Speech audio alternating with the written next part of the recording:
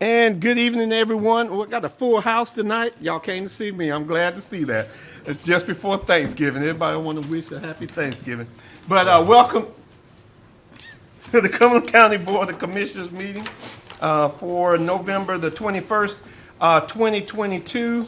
And we will ask Commissioner Lancaster to give us the prayer, and then I will call on, well, let's do this. It's going to do the prayer, but I will call on right now Vice Chairwoman Stewart to introduce your Grays Creek High School, who's going to lead us in the pledge, and then they'll come back and give a presentation. Okay, after Commissioner Lancaster gives the invocation, we will have Malika Jones and Natalie Ware come up to the podium and do the Pledge of Allegiance. Yeah.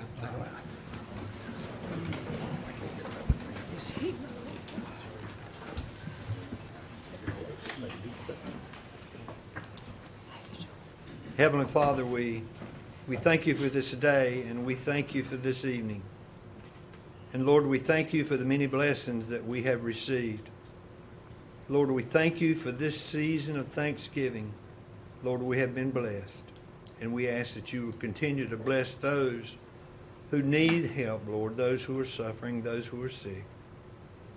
Bless those in attendance as well this evening as they come and speak on behalf of our beloved county. Guide us as we make decisions this evening, and we ask these things in your precious name. Amen. Amen. Malika and Natalie.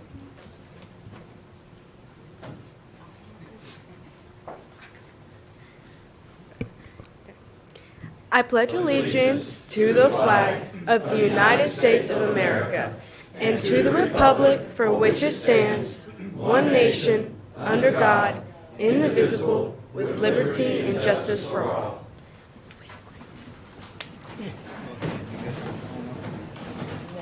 I didn't turn it off.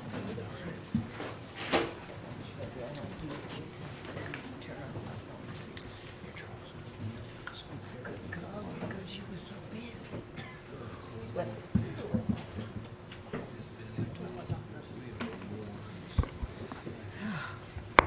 And it is a good evening, and so we're going to ask our Fayetteville Cumberland County Youth Council members to come forward and give us a few remarks, and then we will give them a certificate.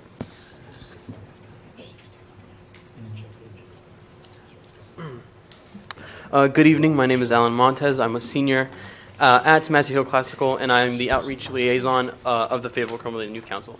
And my name is Hunter Straightup. I'm a junior at Fayetteville Academy and Sergeant at Arms of the Fayetteville Cumberland Youth Council. I'm excited to be here today to report the events coming up these holiday year.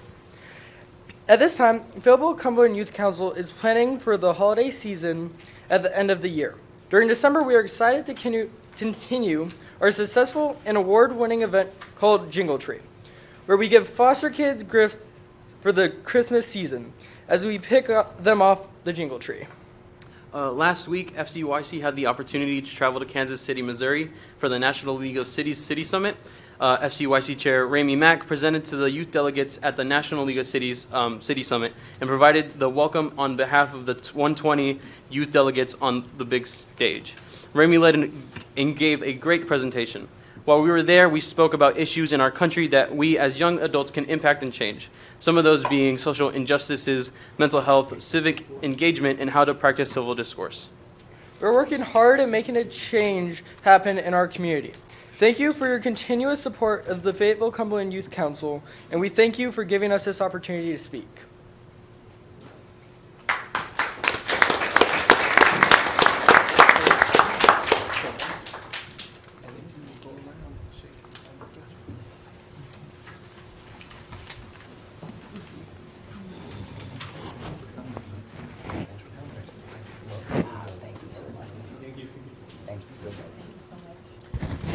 Joining us. Thank you very much. Thank you for the National League of Municipalities. We always get another picture. I'm a picture man. I'm a picture man. Y'all come over How here. many of us was a member of FCCYC? I will. I was. Yeah, they only had All right, thank you. Y'all had two C's in. Yeah. Yeah.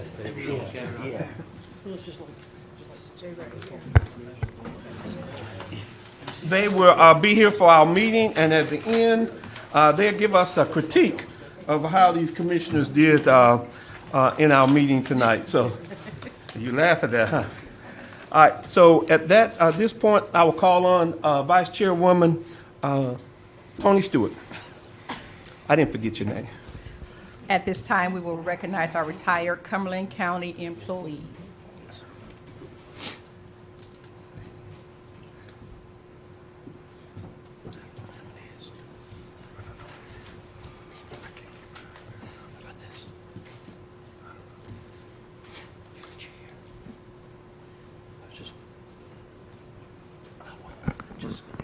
If I could have Monica Fuller from the Cumberland County Department of Social Services.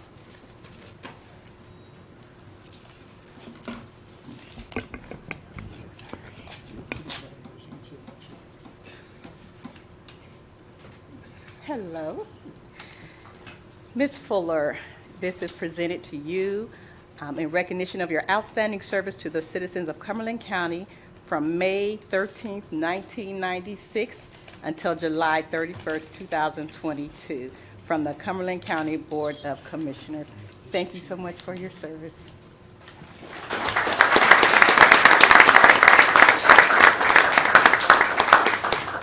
I'll take a picture. Come back there, get me. You gotta come around. You know I gotta get a picture since start there, but we all get a picture. You know I. And make sure you get one with her by Come yourself. on, stand up. She did up there. Did she? Okay.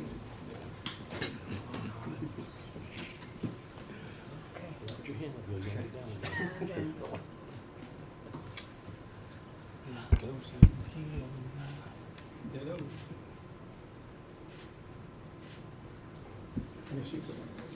Oh, we're gonna need flash.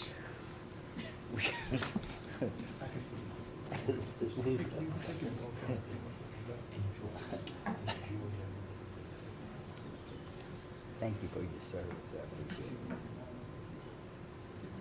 So, tell her we need a flash.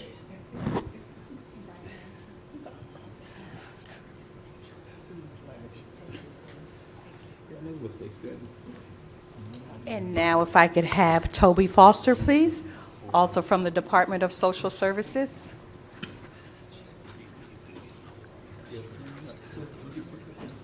Okay, well, we will put this on ice then. We will make sure that that is delivered and for their retirement. Thank you, Madam Manager.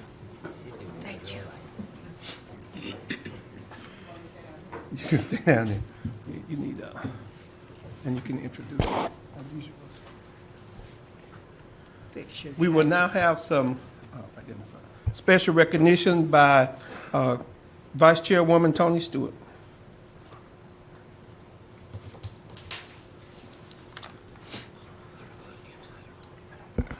At this time, I want to take an opportunity to recognize one of the best districts in Cumberland County with one of the best high schools in Cumberland County, Grace Creek Bears. Yay.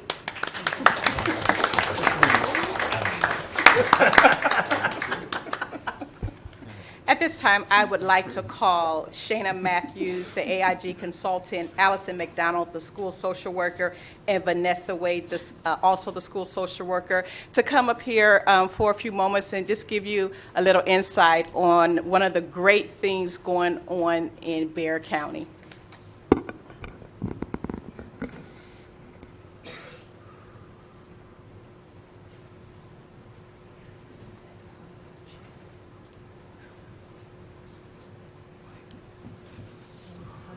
So we'll let our children, which is what I call them, our children of Cumberland County, but this is an incredible opportunity that we were approached by Councilwoman Stewart to let us speak tonight of what's going on in Cumberland County and one of the needs of, as we call it, food insecurity. But we really just wanted to come and talk to you and thank you for this opportunity to be able to talk about the great things going on in, not only in Bear Country and with Grays Creek High School, but across the county in terms of social workers and guidance counselors and AIG consultants. It's amazing how we can all come together and form a unity and a collaboration. This has truly been a blessing to be able to have in our county. And we'll have Miss Malika and Miss Natalie come and speak a little bit further with some pictures that we also will have up. But it's been a wonderful collaboration with the Second Harvest Food Bank and the North Carolina Community Action Program to be able to have this, really this dream come true with our food pantry going on at Grays Creek High School. So thank you.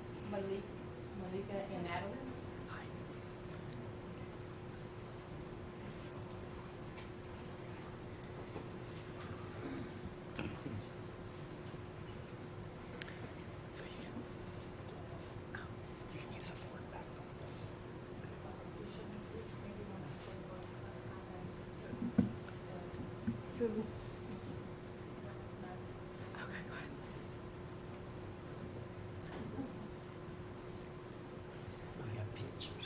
Yes. All right. We started working on this project last spring, and it involved a lot of hard work from our students. We had to move lots of books from our current book room to a new book room upstairs, and this is the whole project here. We had shelves that were put up by all of our students at Grays Creek High School. Food was brought in by the Second Harvest Food Bank. Our ribbon cutting was back in September, and it was a long project, but well worth it for our students to serve our community in Grays Creek and all of the schools in Cumberland County. So we're very proud of the work they put in. Okay, hi, I'm Natalie. So, Grays Creek started the food pantry in 2018 through the efforts of a National Honor Society student.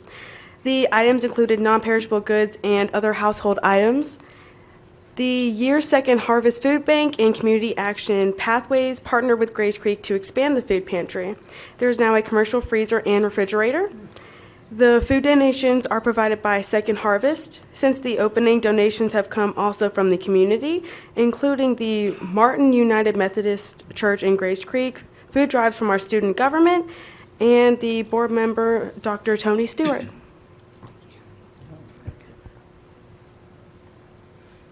Hi, my name's Malika. Okay, Grays Creek High School has 605 students receiving free or reduced lunch out of 1,396 students. Students like myself and Natalie are very proud of this pantry. We see other students struggling with not having enough food at home. We are glad to volunteer and help them in need. We look forward to how this food pantry will help all families at Grays Creek High School and other Cumberland County schools.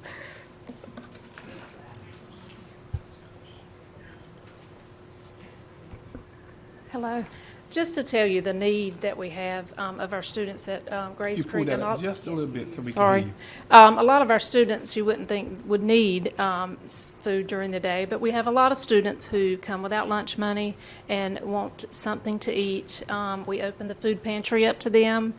We have students who on the weekend are food insecure. They don't know where their next meal is coming from. So we open that up to them on Fridays to come and get whatever they need for the weekend. And we have not only the Second Harvest Food Bank, but we also have donations from folks in the community like Ms. Stewart, who has been to the school several times to donate, and we really appreciate that. But there is such a great need, and people do not realize it, but there are a lot of students who struggle with food. So it's just a great opportunity for the kids to have a place to come. Thank you.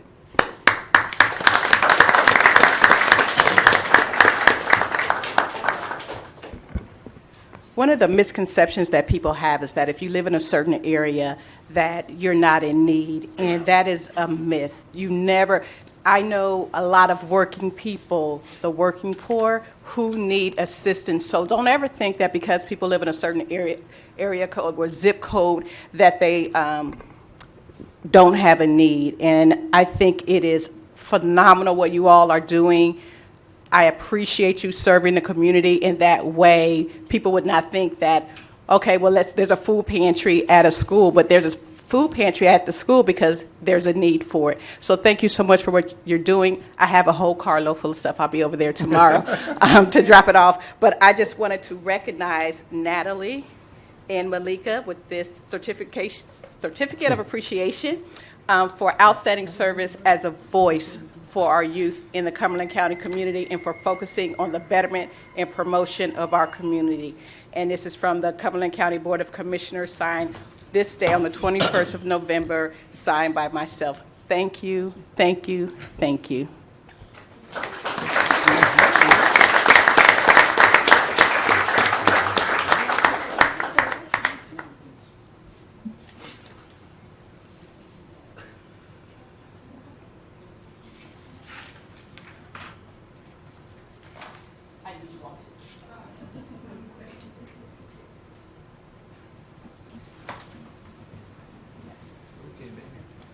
You gonna start there. But we get my picture first, that's right. She knew, see? She knew. Y'all come right in here. Kind of center. There you go. There you go. There you go. That's it.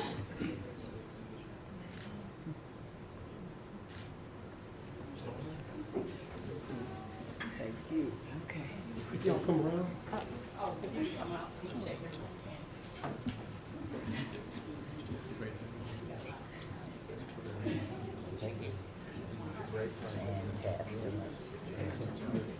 Fantastic. Fantastic. Is this what you've done in your school? I know. Thank you so much. Thank you. Thank you. Appreciate it. Thank you. Thank you. Take a picture.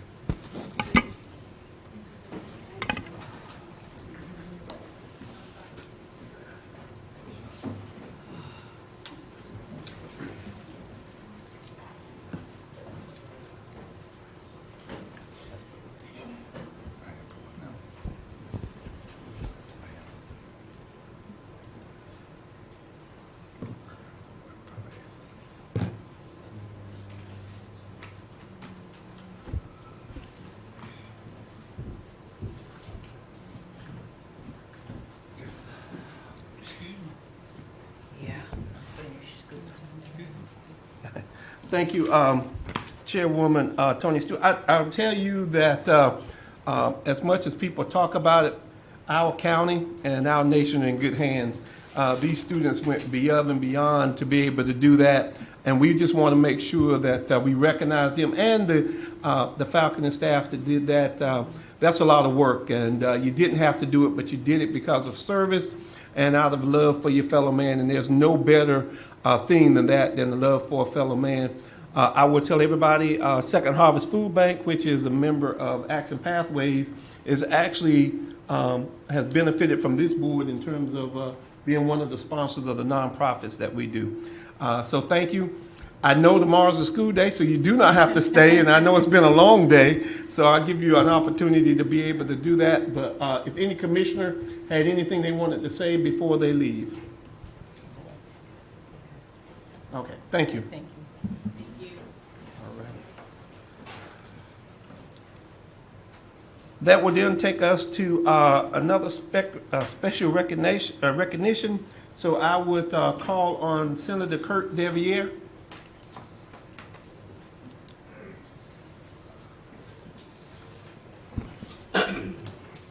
Thank you, Mr. Chairman. I appreciate you giving me an opportunity to speak tonight. It's always good to be in front of this esteemed board. You know, one of the great things I get to do that I've been honored to be able to do is recognize people. And I thought today was fitting. I know it's coming up to some of your last meetings of the year. But I also thought it was fitting because today the General Assembly ratified the state's constitution, or the Constitution, and made North Carolina a state right here in Cumberland County. So I thought it was fitting for that as well. You know, one of the things I've been able to do over the last almost 4 years now as a state senator is recognize people that are deserving of that honor. And you just saw some of that, Mr. Chairman. It's great to see how you recognize, especially our youth that are recognized. But you know, it's important that we also recognize those who serve. What we do as elected officials is hard work. And sometimes it goes unnoticed and without a lot of thought for the individuals doing it. So I wanted to take a moment to come tonight and present a couple things to a couple members that will be leaving your board while I'm still able to do it before the end of the year. But I have 2 North Carolina flags that I want to present to 2 members today, and I'll talk to you about each one of those very briefly. And Mr. Chairman, I'll be short if you'll just give me a little bit of latitude. These North Carolina flags were flown over the General Assembly, and the reason why I do that is, instead of the Capitol, is you're an extension of the legislature. And these flags were flown over the General Assemblies where the laws of this state are made. So I felt that has been my kind of thing that we, as the delegation, do for deserving members across our community. So the first one I have is for Commissioner Larry Lancaster. Larry, as you exit service, as your time, and this time I should say, as a county commissioner, your time going back to when you served on the school board, to the work you've done and your leadership on this board, have been incredible. It's been a pleasure to serve with you and work with you. I know you've been a champion for education, even as you moved from the Board of Education over to this board. And trust me, I heard it a lot when I served as serving in the Senate, and heard that education banner a lot. So thank you for your service. Thank you for your time as a county commissioner. Thank you for your friendship. And I want to present this flag to you. Larry, go ahead on down. Please come in. Also, along with a certificate that just says, that just shows that it was flown over the North Carolina General Assembly on behalf of myself and the entire Cumberland County delegation. So just want to present this to you. Thank you, sir.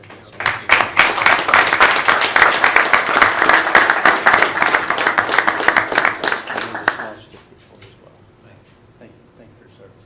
Wait a minute, turn around right there. Oh. Get a picture right. You want to get a picture? Have a picture. She's over there. No, hold your flag. There you go. Just hold the flag up.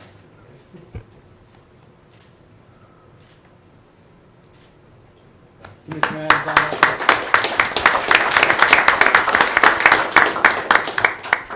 Adams, and the second flag is for a dear friend, Commissioner Charles Evans. Your time on this commission, and I said it in a couple comments to a couple other people, but the one thing that I admire about you, Charles, is that you always put people in every decision that you make. And that's something that's near and dear to my heart. It's how I strive to serve. It's how I watched you serve before I ever served. And serving the people is what's important. So you having a flag that represents the people of this state, that you can take with you, know that you served this county well since 2010 as a county commissioner, and the impact you've made to the people that a lot of people in this room aren't even aware of the little things that you've done. I am, because I've been able to see them firsthand with you. So thank you for your service. Thank you for your commitment to the people of this community. But more importantly, thank you for your friendship to me. And I just wanted to make sure we presented this small token to you to say thank you for the citizens of this community.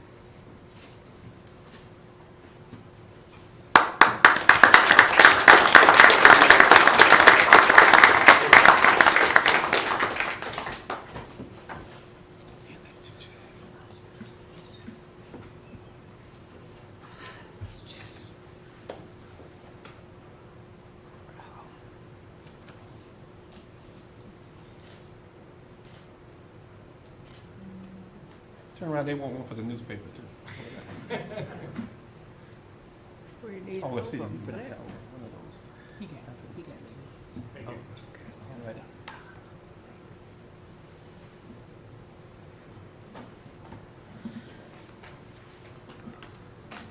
Mr. Chairman, thank you again for the opportunity, and the entire board, thank you for what you do every day for the citizens of our community. Thank you. Thank you, Senator Devier.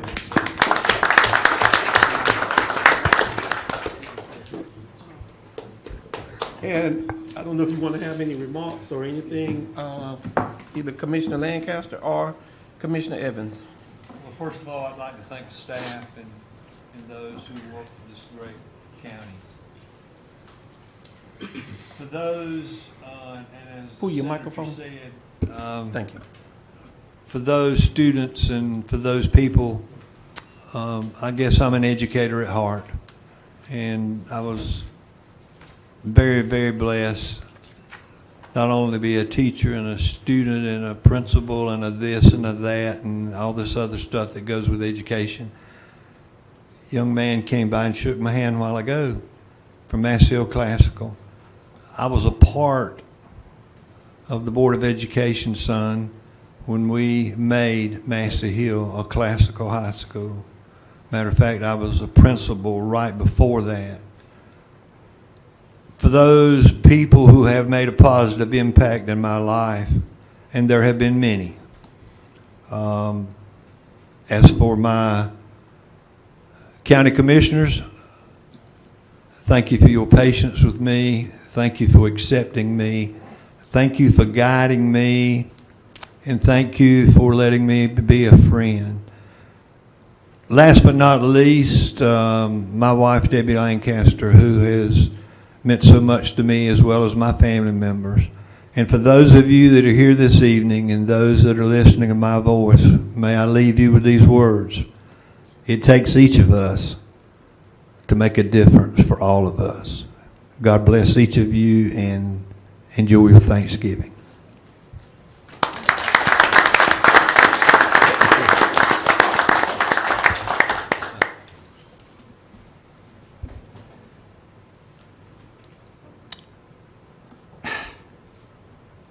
First of all, I want to thank God for the opportunity to have been able to serve the citizens of Cumberland County. It is truly a great honor and a privilege. To my friend Senator Kirk DeVere, who started out the presentation with me about serving people. That's what I was elected to do, to work for each and every person that's here in this county. And I have always done my best to do that. I've worked very hard to try to work with each member on this Cumberland County Board. Sometimes it worked, sometimes it didn't. But all of us are here for the same purpose. Whenever you cast your vote, you cast that vote for us to work for you, regardless of whoever you may be. And so it's such an honor and a privilege to do that. To the staff, to our county manager, to our county attorney, Rick Moorfield, and Amy Cannon, God bless you. You were able to keep me in line and make sure that I get the things done that I needed to do for the citizens. And you've been tremendous in working with me to get things accomplished. Thank you very, very much. And this is bittersweet. It really is. I'm going to miss serving you as a county commissioner, but I still will be working in the community. And thank each and every one of you that believed in me enough to go to the polls and vote, find that name, Charles Evans, and vote for him. I am so grateful. I am. And I pray that anytime you need a response from any elected official, that you get the response and the results that you're looking for. Thank you.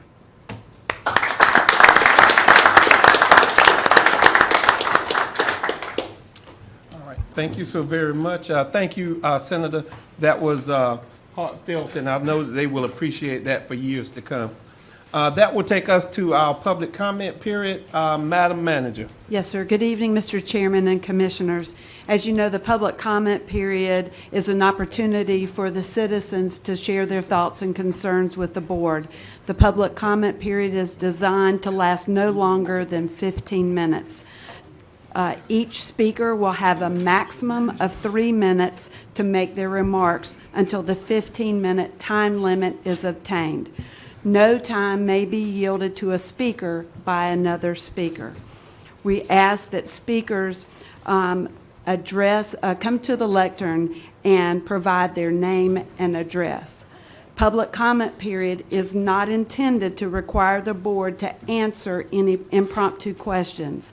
Any action on items brought up during the comment period will be at the discretion of the board. Thank you, Mr. Chairman. Thank you, Madam Manager. Madam Clerk, are there any speakers? Pull your microphone down there. We have 7 speakers. All right, we've got 7 speakers, so at the discretion of the chair, I'm going to give 3 minutes. That just takes it to 21, so it just gives 1 minute instead of cutting them down to 2 minutes. So each one's still going to get 3 minutes. So if you call our first speaker, Madam Clerk. Our first speaker is Samuel Allen.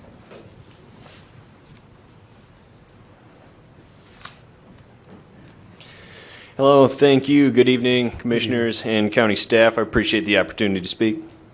When I moved to Cumberland County from Colorado a few months ago, I was struck by how green it is here. I was glad to see that my neighborhood is home to songbirds, especially the mockingbirds that seem to fill all the trees in the morning. But a walk around the neighborhood will also show a darker side, as an invasive predator has multiplied out of control. The same predator that kills billions of birds every year in the United States. Cumberland County is overrun with feral cats, which kill native species and carry diseases such as toxoplasmosis that cause birth defects in humans. I wanted to be a good citizen and member of my community, so I looked into what I could do to help. I called Cumberland County Animal Services to try to participate in its Trap, Neuter, Return, or TNR program. According to the 2019 report, Feral Cats in Cumberland County, cited on the Animal Services site, TNR is meant to empower residents to trap feral cats, bring them in for sterilization, and release them back to where they came from. But after numerous attempts to reach Animal Services, with responses delayed by a week or non-existent, I received a call asking about scheduling an appointment for over a month out. I was perplexed. I was told to somehow ensure I catch a cat within a specific 24-hour period, a month away, drive it myself to a clinic and back, with the next available appointment another month from then. When I voiced these concerns, I was told that this program isn't for you, and is actually generally for people who already either own cats or feed feral ones in their backyards, and so don't even need to bother trapping them. They just scoop them out of their own backyards. Nevertheless, I asked to be given the clinic date and haven't heard back since. As TNR is run, it isn't community empowerment. The inconsistent and insufficient scheduling and being told this isn't for me, when multiple ferals leave carcasses of local wildlife in my neighborhood and yard every day, is a farce. And this isn't a program to reduce the number of ferals, apparently. I was told this program caters to a select few who bring in their own cats, or who already increase the feral population through feeding, which I'm astounded is legal in this county. This casts doubt on the purported number of ferals successfully going through the TNR program. Moreover, according to the CDC, cats are the domestic animal with the most reported rabies, and outdoor feeding brings them in close contact with reservoirs of the disease. We need a TNR program that actually neuters and returns ferals when residents have done their part. Whether this is done through vouchers or actual staff, rather than the sometime next month status quo, this issue should be a priority under the prerogatives of animal services, namely preventing animal cruelty and neglect, and feeding ferals should be prohibited, as it was until recently. Animal Services is right. A broken, ineffective system isn't for me, and I ask the county board to do everything in their power to make this program effective. Thank you. Thank you.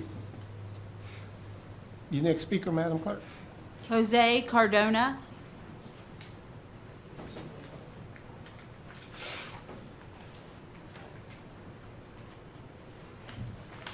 Good evening, Commissioners. My name is Jose I. Cardona. I live at 233 Addison Street, Fayetteville, North Carolina. I hate to rain in your parade today. I got some issues. I want to tell you about them. Let me take you to the past, to the present, and to the future. On December 22, 1999, there was an opinion written by the unknown writer from the Fayetteville Observer, cited coming attraction. It stated that finally the county, city, and PWC came together to agree on something good, and while doing so would bring in millions of dollars to the city and county. All the county had to do was supply $200,000 every year plus advertising expenses and maintenance. The vote was unanimous since the city had given blindly $5 million for construction for another $4.5 million for the line of credit. The present. Today in this city, we have decided to call home our homeless, 475 people to be accurate. Last count and on mental problems are on the rise, out of control. The solution taken by the city is to issue citations and hide those afflicted so the image of the city is not tainted.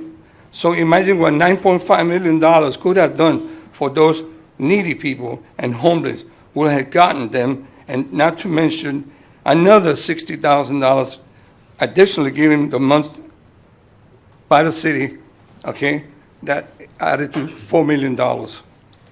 Back to the future now.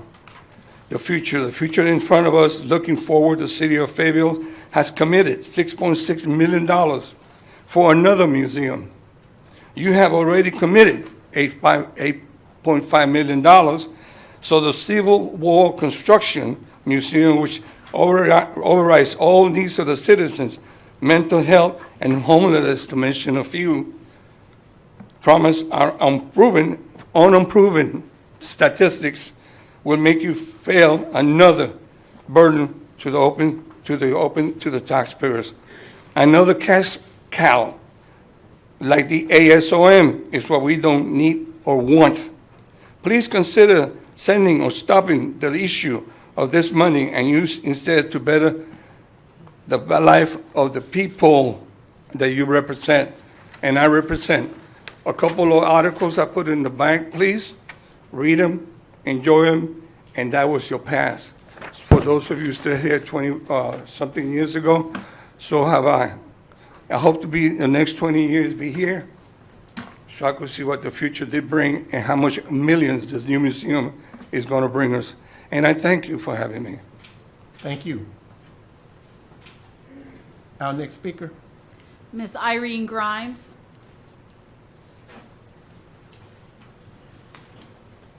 Good evening, Irene Grimes, 3918. Pull that microphone down. There you go.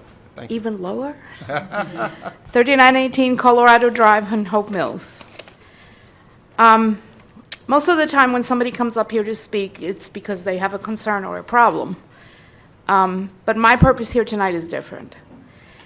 I serve on the Board of Elections, and while I know that all county employees work hard, I think there's no more dedicated group that you have working for you than the folks over at the Board of Elections, the staff at the Board of Elections.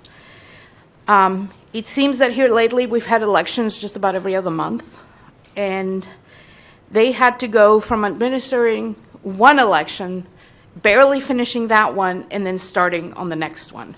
So they're under a lot of pressure on a constant basis. Additionally, there are lawsuits, FOIA requests, law changes, all of it happening all at the same time. And yet our elections have been free and fair and largely without issues. The staff over there have dealt with a difficult board, a persistent press, questioning observers, and a scrutinizing and often suspicious electorate and citizenry. And by the way, they're 25% short-staffed. I have seen firsthand the great tact and individual attention they have given to every voter that needs it. I have seen the long hours and holidays that they have spent at the office and away from their families. And I have seen the family celebrations that they have missed, some of them over several years, because there's folks over there that have been working at the Board of Elections for decades in some cases. And they do it all without fanfare, So today, I want to come up here and say a very, very public thank you to all of them. All 6 of them that serve the 220,000 registered voters. Thank you. Thank you for having me. All right, thank you. And we do have the next speaker. Anna Ashley. All right. Mandy Faulkner.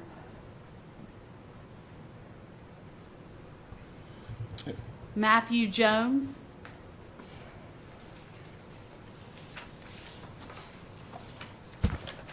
I'm a little bit taller. Good evening. Good evening. Matthew Jones, 887 Flintwood Road, 28314. It was amazing when we started, how we had prayer. We brought Jesus right here front and center, hopefully to work on our hearts, hopefully for us to make the best decisions that we think we can make for our community moving forward. And I'm really glad to hear that from a few folks that I didn't know that I would hear that from tonight. Because I did a little bit of research, and I do know that, our commissioners are biblical, commissioners. We study the same book.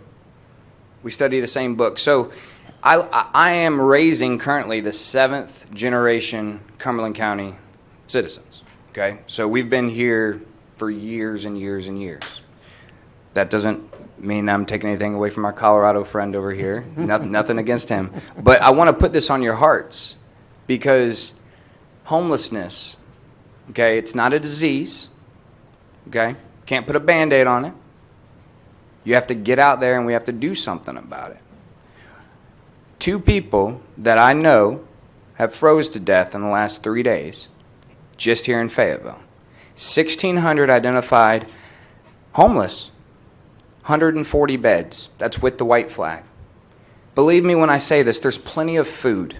There's plenty of food, but there's no shelter, there's no rehab, there's nothing. City of Fayetteville wants them off of their property. Now, coming up, you guys have a vote on county property. What are we supposed to do with them? So, since we all read the same book, Matthew 8:20, foxes have holes, and birds of the air have nests, but the Son of Man has nowhere to lay his head. Proverbs 28:27, whoever gives to the poor will not want, but he who hides will get many curses. Proverbs 14:31, whoever oppresses a poor man insults his maker, but he who is generous to the needy honors him. John 15:12, this is my commandment, that you love one another as I loved you. Philippians 2:4, let each of you look not only to his own interests, but also to the interests of others. We are having a pandemic of homelessness in Cumberland County, in Fayetteville. I get out there, I walk with them, figure out what their needs are. Number 1 need, shelter. As we're speaking tonight, as we're having our Thanksgiving, there will be folks that are going to freeze to death. Freeze to death. That's an issue. Proverbs 21:13, whoever shuts their ears to the cry of the poor will also cry out and not be answered. So when we're looking at suggestions on spending money, shelter would be a good place. Thank you. Thank you.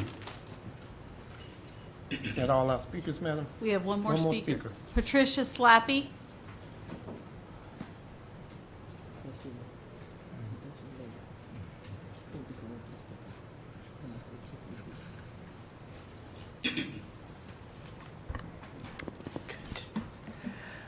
Good afternoon. Good evening. Mr. Chairman and all council members, thank you for letting us come tonight and voice our opinion. On behalf of the Bel Air Community Watch and the citizens of Cumberland County, we want to thank you for allowing you to let us voice our concerns. The matter is about the nuisance of the inns on 301 South. Every business on 301 South has been repeatedly vandalized. Todd's Furniture has had $10,000 worth of furniture stolen.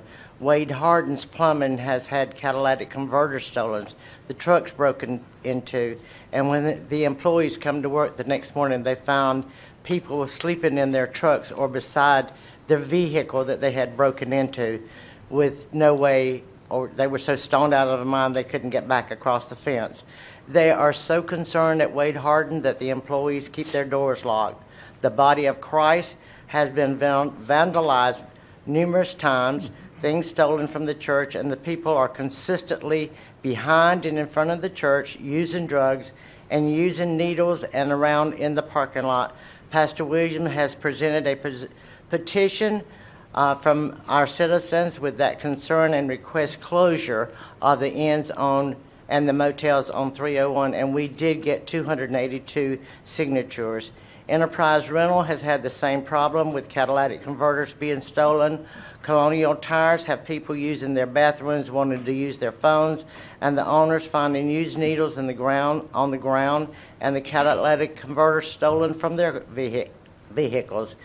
Briggs Tires has the same problem with people using needles and people going up and down the street using dirty needles all behind them.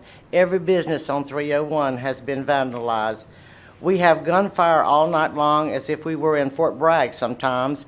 We have sex offenders living next door to the children that were placed in the motel. Those children have already been uprooted from their family home and put in this drug-infested motel that is surrounded by drugs, pimps, sex offenders, prostitution, and gunfire in the parking lot. Sometimes the kids try not to get shot, and we wonder why we have a 15-year-old killing 4 people without hesitation. We are harming our future leaders of America. One of the sex offenders living there is even selling drugs. These children did not ask to be in this environment. We have 1,471 young prisoners from the age of 18 to 21, and we have 7,371 from the ages of 22 to 25. This is all the life that these children will ever know living at these motels with prostitution, drug activities, overdose, murders, human trafficking. Go ahead, I'll let you finish. Go ahead, your last. Human trafficking, gunfire, and people getting killed at their door.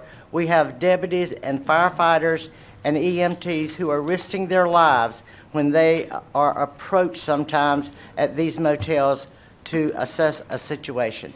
Thank you so much. Thank you, ma'am. Are there any other speakers? No more speakers.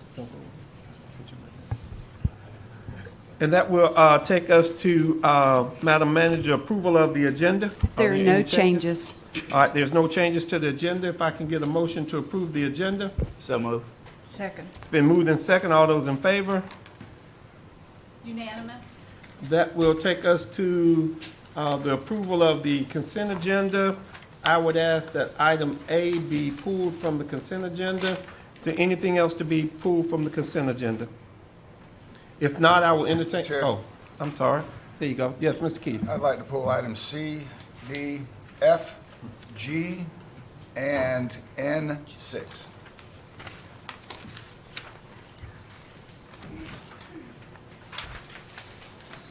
Oh, 6 down at the bottom. Okay. Okay. With those being pulled, which is A, C, no, A, C, D, F, G, and N number 6. If I can get a motion to approve. Yeah, I'll make a motion to approve with those changes. All right. Is there a second? Second. It's been moved and seconded. All of those in favor? Unanimous. All right. Yeah, We'll you. go to Mr. Keith. We'll go to 3C for you. Thank you, and Madam Manager, I don't know who's in charge of this, but I can lump C and D together. This is a contract for mosquito mitigation. And I know that it's an on-call type of contract. What is the length of that contract? How long is that good for? I'll ask our Finance Director, Vicki Evans, to come forward. As you may recall, during Hurricane Florence, we did not have any type of spraying contract on standby, and so we're continuing, and we recently did a new RFP. Vicki? And the reason I'm asking this question is, you're right, and the mosquitoes were horrible. Yes, But sir. that was October, and then it got cold, and then we didn't. I just want to make, if this is an annual contract, I understand that, but I don't, there was nothing to indicate the length of time on this. 3 years. It's 3 years. So And at it's a any time, standby contract. standby contract In that we case- call them, we've got them In locked case up. we need their services, then we would have to do a budget ordinance amendment Right. to allocate funds to it. Okay, doesn't cost us anything till we use them, right? Correct. Yeah, great, thank you. That will take us, that was C and D? Yes, Okay. and if you'd like, we can make them now, or I can do them all. I'm just gonna go ahead, down to, F. Okay. Well, F and G can kind of be talked about together, too. This has to do with the transfer of $2.7 million from, and a decrease from the Shaw Mill project to the affordable housing down at Robbins Meadows. Are you going to be my point of contact, Ms. Evans, on this? I believe so. Okay.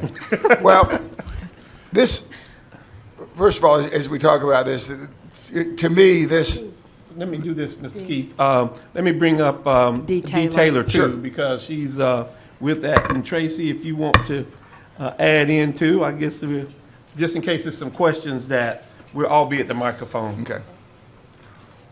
Well, hey, Tracy, it wouldn't be the same if I didn't get your last meeting here. Well, as I was reading through this, and Mr. Chair, I apologize, I was not at the ARP meeting, but there's a lot of questions. I mean, this whole action has a lot of red flags. To me, it has a lot of more than the Russian army on a May Day parade. But we're going to transfer $2.7 million out of our project for Shaw Heights that we were attempting to get water and sewer in that way, and we're putting this into affordable housing. I guess for 40 years I've been trying to work on Shaw Heights, and I don't feel like we should be giving up on Shaw Heights, and not having the funding is a bit of giving up. One of the other red flags is nobody bid on this project 3 times over, correct?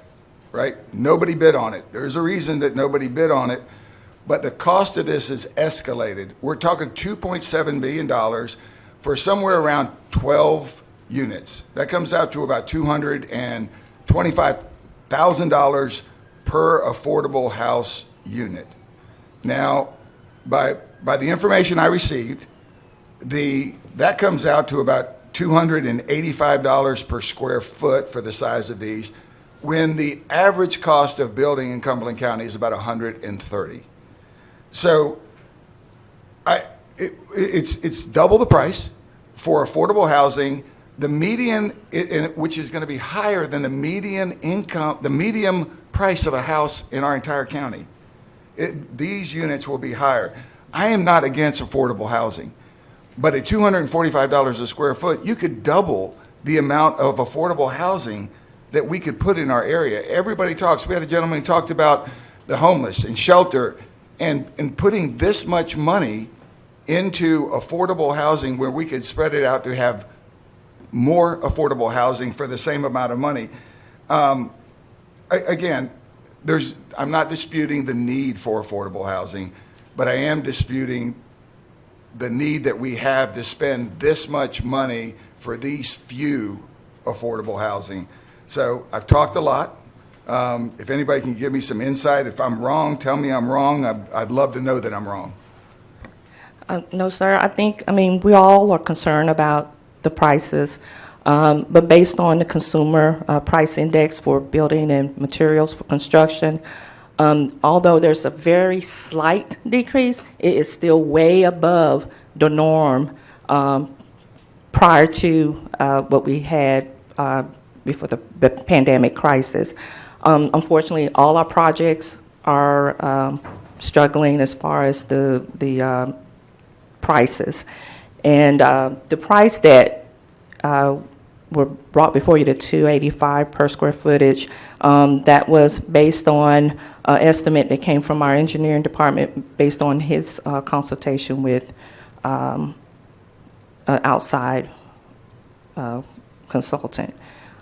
So this is unfortunately what we are having to deal with as far as the cost of materials as it relates to construction, unfortunately. I just find it hard to believe that we have to build affordable housing that is higher than the average cost of a house in our community at double the per square foot. I understand the struggles, and they're out there, but I would just like to see if, are these like, these are going to be like, Robbins Meadows are like condos and apartments, right? These are going to be townhome style. Right. But shared walls and Yes, sir. such. Yes, Okay. sir. Which I would think is even less expensive per square foot than, say, a single-family resident. But, I mean, I'm surprised you don't have builders knocking at your door, but if nobody has bid on it 3 times, to me, it's another red flag. But I just wanted to bring it out. I was hoping I was wrong, but I think I'm right. Is it pretty much where we are? That's what we're seeing today, sir. Okay. Well, Mr. Chair, that has to do. I think Commissioner Booth had a comment. Yeah, I don't think we can look in the mirror and call this affordable housing. I mean, if you go through I think if you get any of the MLS books, you can go buy about any house you want on Sky Drive for $200 a square foot. That's, freestanding, brick walls, half-acre lots, and this is, as he said, apartments or townhomes with one wall being the common wall for at least 2, depending on how many front and back it. It's anything but affordable housing, and the amount to get a couple dozen homes, heading upwards of almost $500,000 a house, and like you said, that's now. And we've never had one, at least not in the 6 years I've been here. Like I said, remember when you all approved that $285 a square foot? We're now getting it for $144. That just has never happened. So I've never had anything but after something's been approved at $285 to come back in here $304, $319, $407. So this is just, I think, the start of unaffordable housing. And so it's just the cost for the satisfaction of a few, the suffering of the many for the betterment of a few the scales are not balancing out for. And Commissioner Booth, not to take you, the affordable housing is not on the building part, it's what we charge the folk to live in the house. Right. It's still going to be affordable to the targeted population. Oh, I know it is. I think you missed the point. I know it is. They're getting it for free or sliding scale. That's what I'm saying. You can't go get a $285 square foot home anywhere else and, pay according to what you can. And that's what I'm saying. That's not the real world either. So that's what I'm saying is we're getting to where the people that are having the houses in our norm of $200,000, $175,000, $200,000 cost of a home are really going to start looking in the mirror and go, what am I doing wrong going to 1 or 2 jobs every day to get half of what I'm hearing the county is making affordable for others. So it just doesn't, Commissioner Keefe, that takes us to 3-6. I just want to follow it up. And, sometimes when we have to struggle, it gives us new opportunities to find options. And my goal on this is not to have the most expensive affordable housing, is to provide the best affordable housing to as many people as we can. And, something as simple as, mobile homes. I know they don't cost $225,000, and they could be set up and done quickly. And they could be transitional or permanent or anything else. And some of them are extremely functional and nice. But, are we looking for any other opportunity? Because, hoping that the price goes down is not really a good strategy in today's world. Right. I think we're going to have to be looking for alternative means to provide housing and shelter than just the traditional way. Is there any other options that were looked at aside from this when we got no bids? Well, we have worked on building our list of potential contract. We have been in conversation with potential contractors, so we anticipate responses. But as far as, because of the design and certain requirements, building requirements that we have to meet, The purpose of this project is for sustainability, has to be green build, have to include things like broadband. So there are certain features that are included in this design too that I think at this point, because of the state's deadline, we can't change anything at this point. Otherwise, they'll deobligate the funds. So looking in the future, we can, for any other potential funding, we can look at some other different designs, but this is. Who was this sent to? Was it just on our website? Because that's impossible to navigate. So, or was it actually mailed out physically to builders? Fayetteville Home Builders Association? In the last bid, it was posted on our vendor site, and I believe it's also posted on the state when it goes to. And this time, the Wooten Company also coordinated with the Home Builders Association, posted, actually advertised it in the Fayetteville Observer as well as Raleigh area. There's six So- people, but I mean. So this time, that's why we have been in conversation with other potential contractors to see where they are on their projects and just ensure that we also send the information directly to them. Well, that's what I'm just saying, like, instead of, if there's a builder sitting there waiting to build and prices are now starting to go down a little bit, you're right, it's not back to where it was, but you can buy sheets of plywood again now and some OSB board and stuff that you couldn't without hijacking a, international paper truck. But, there's, there might be beginning Joe Riddles out there at the Home Builders Association would love to start becoming the county's builder for affordable housing and find that little niche or something. Or there's some builders that kind of focus on school construction, modification, new construction, all that stuff. And somebody wanting to get a lick at somewhere between what they can build a house for anybody else in town and double it for us, they might come in at about halfway between these two and say, I'm going to get each one of these because nobody else is going to get this. So I just think we need to be a little more aggressive and get in the hands of somebody looking for a job. Yes, sir. Thank you. Commissioner Keefe, that will take us to 3-6. And actually, it is 3 and 6. Thank you, Mr. Chair. Wait a minute, 3 and, oh, 3? And 6. Oh, and okay. I will tell you, I think that the committee without me did a fine job while I was there. But I do have one concern, and I brought it up to the manager before, and I'm going to bring it up again. And I will acknowledge before all this starts that when ARP funds first came around, the chairman and I laughed about it. They said, oh, yeah, you can do whatever you want. And then we found out there were strings. And now those strings have become ropes.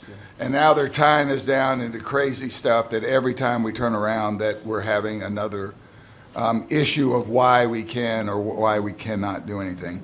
My only issue on the new policy is there is a qualification that the nonprofit that we'd like to support has to be located at that time, their central core business, in a qualified census tract.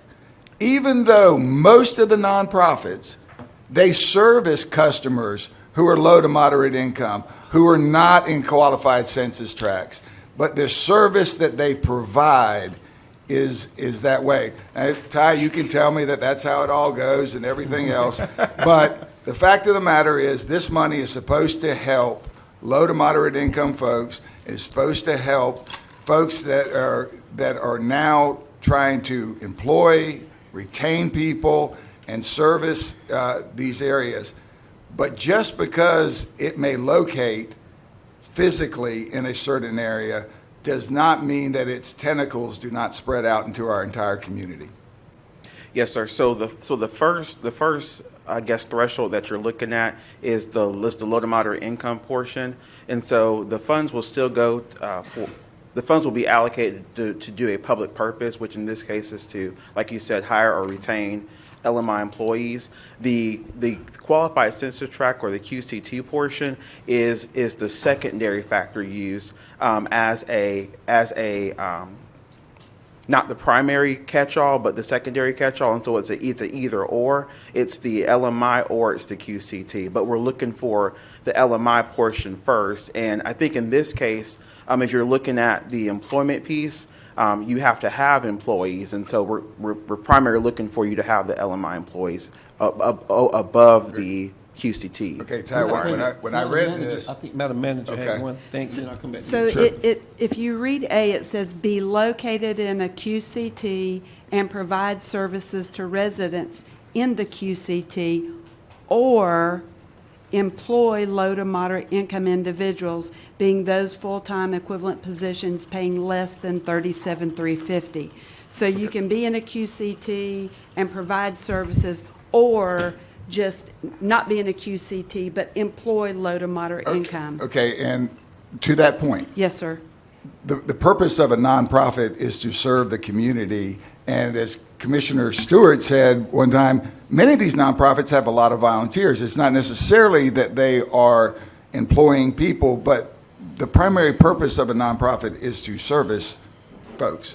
And according to the project as it sits right now, unless they physically go rent a space, I guess they can go rent a space and have that as a mailing address in a qualified census tract, then they would qualify. But if they have their brick and mortar and it just happens to fall outside of a qualified census tract, they would not be eligible to provide the services unless they started employing people that fit in this thing.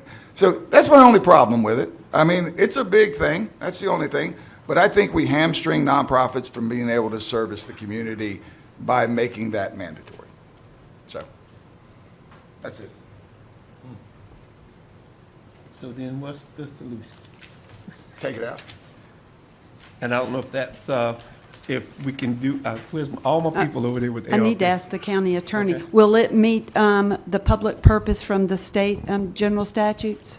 No, this was the one where we went back and tried to track the small business assistance program, and it has an LMI employment requirement. But this is the nonprofit side. I Because understand, when we but- went to that, I understand, but it's still, the assistance to it's the assistance to nonprofits. This is not for them providing services. It's the assistance to nonprofits that suffered, detrimental impacts because of the COVID. The only way to meet the only surefire way to meet the state Okay. requirements is the LMI employment. M- And about I think all the ones we had some LMI employees. okay, Mr. Chair, if I can make a compromise, we keep the LMI part in there, but take out the qualified census tract, which would meet, that would meet your But requirement. it's an or, so it could either be either one. Well- Isn't it an or? Yes. So it's an Right. or. So It's I an think the or. or does that. If you take it out, it's or, but it will include them if they're in that and don't have the LMI. I'm trying to, I know, we're trying to broad, and I I am doing it that's for it. churches. Yes. And things like that, that may not have employees, Right. but are working as a nonprofit on a food They gotta- pantry with volunteers. They gotta They preach would it. not qualify under this. But if they had all volunteers and were in a QCT, they would. Well, if they're not in the QCT But- though, but that's, it I'm knocks them just- out. I'm suggesting, don't take one means of criteria of eligibility out. Yeah, this criteria broadens because it has the or. If it didn't have the or, if it had and, I'd have a But they problem. still have to employ people. Yeah. They can't do it with volunteers. And I guess what we can do is, as they do that, we want to be, I think, when we look at these, especially the committee, is to be as leniency as possible in terms of being able to do that. So I will do this. If I can take a motion on C and D. I'll make a motion to approve C and D, Mr. Chair. Okay. Is there a second? It's been moved and second. All those in favor? Okay. That will take us to F and G. Commissioner Stewart? Motion to approve F and G. All right. Second. It's been moved to approve F and G. All those in favor?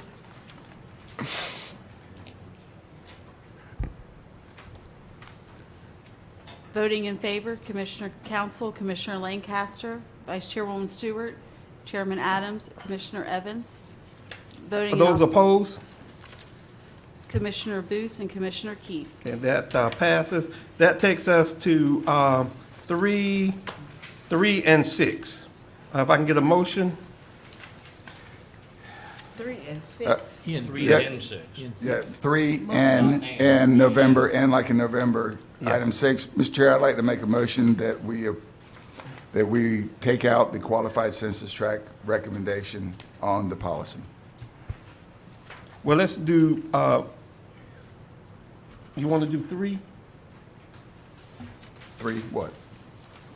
Did you do, oh, this is 3-6. This is 3-6. Yeah, 3A, 3-6. yeah. All right, so there's a motion to take out the census tract. All those in favor?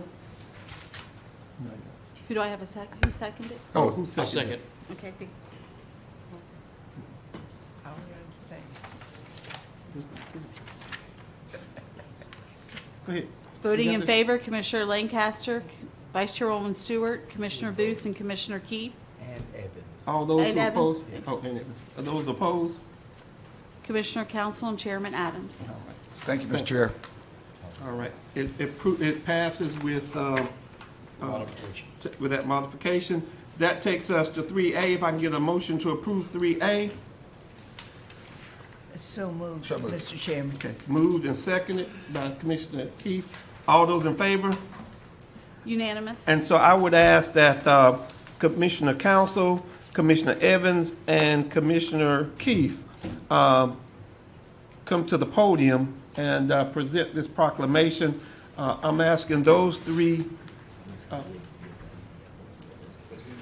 to come down and present this proclamation.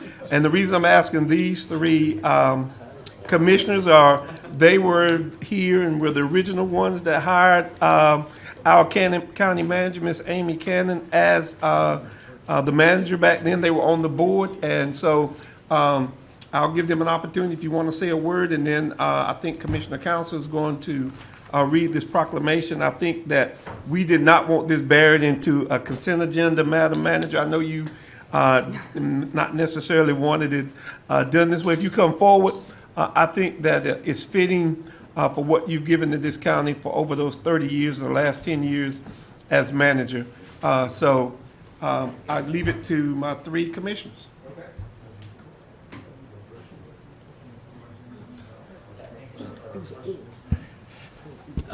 Should I turn this around so I won't have my back to the audience?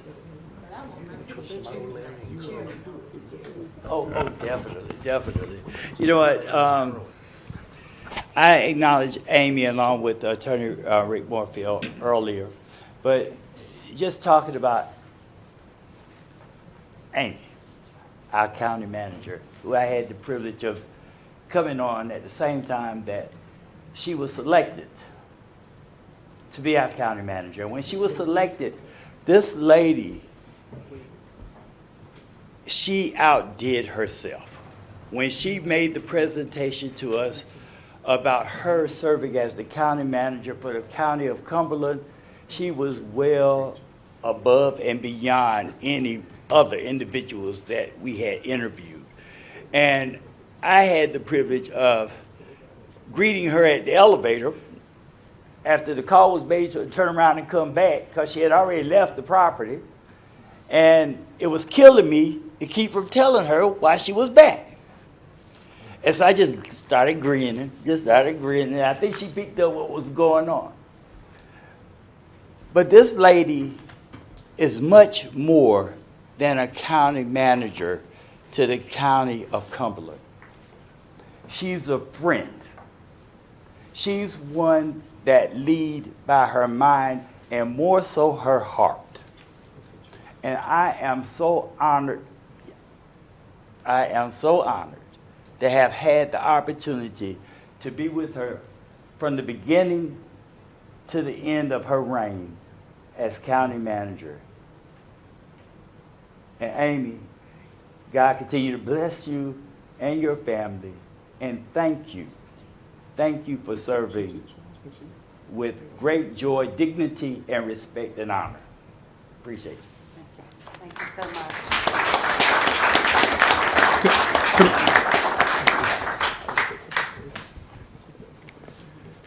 You know, Charles and I have a lot in common.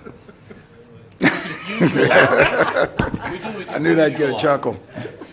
So yeah, I was fortunate enough to be here when our former county manager was leaving, and I've said this before many times. When we knew Amy was qualified, but to her credit, she wanted us to do that search and to go out there and see if there was somebody else about it. And she was very upfront. She said, if I'm selected, that's great. If I'm not, I'll still be a good, steward of Cumberland County. And that says a lot about her integrity. And at the same time, and I hope I don't embarrass you. Well, yeah, I do a little bit. But let me say something about Amy. There was a lot of brouhaha about Amy being the first female county manager. And that went, but I can tell you she was the best. It didn't have anything to do with her gender. It didn't have anything to do with anything other than her love of Cumberland County, her talent for what she does, and her ability to get things done. And she has continued that. Amy has been in this county through hurricanes, financial disasters, pandemics, and has always held it with grace, professionalism, and calmness that I'm not used to sometimes. And the other thing about it, the one I had a little bit of a step up. Amy's been here. She actually knew my father when he was a commissioner for just a little while, and so she always said I'm nicer than he was. So I always had a step up on him. But Amy, this is our loss, but is your gain, and I hope that you take this opportunity to do all the things that you spent nights doing here and worrying about. And Cumberland County is going to miss you very much. Thank you.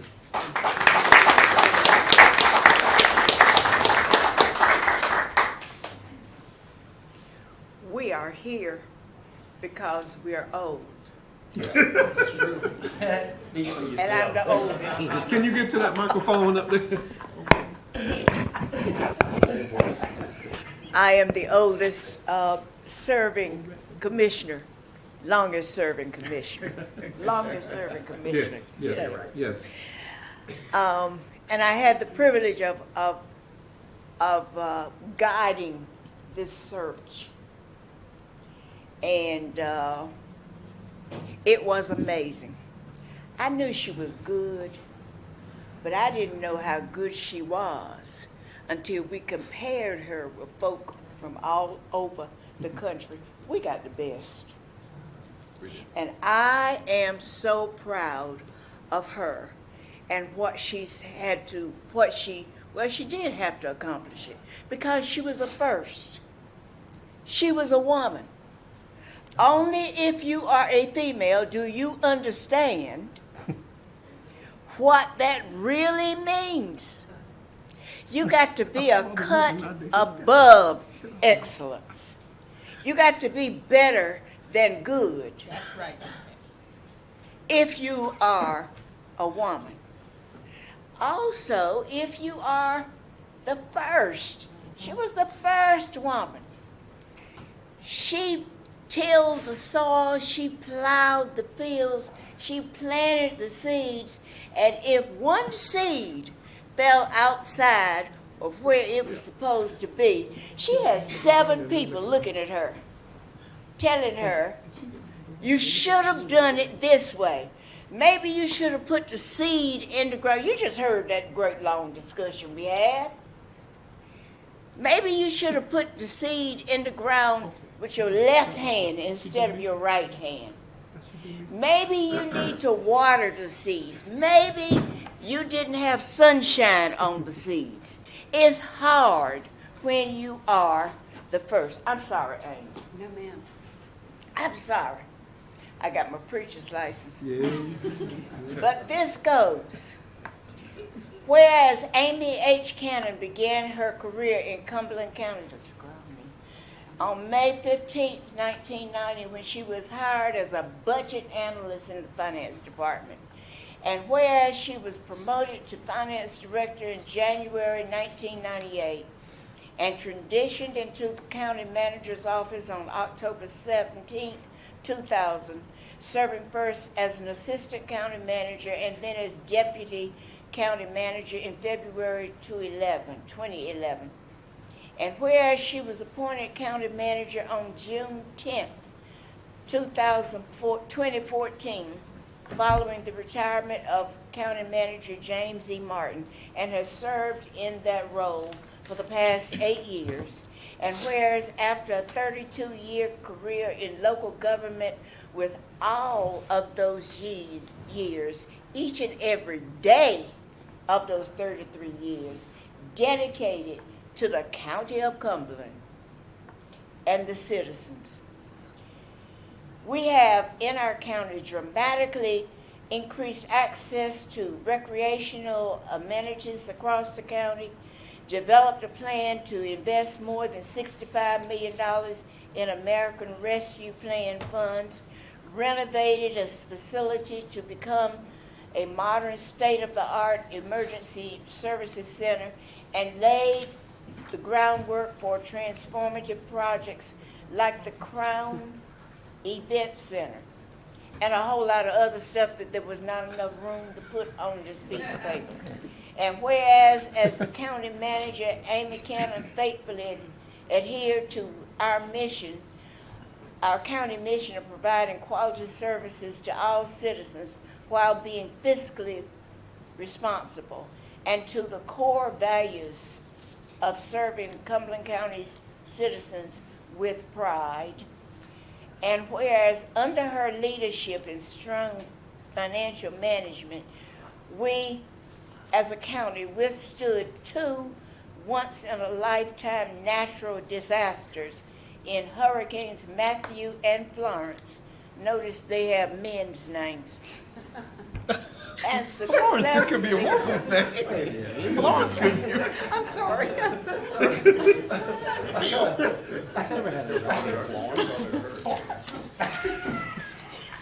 And successfully navigated through the COVID-19 pandemic.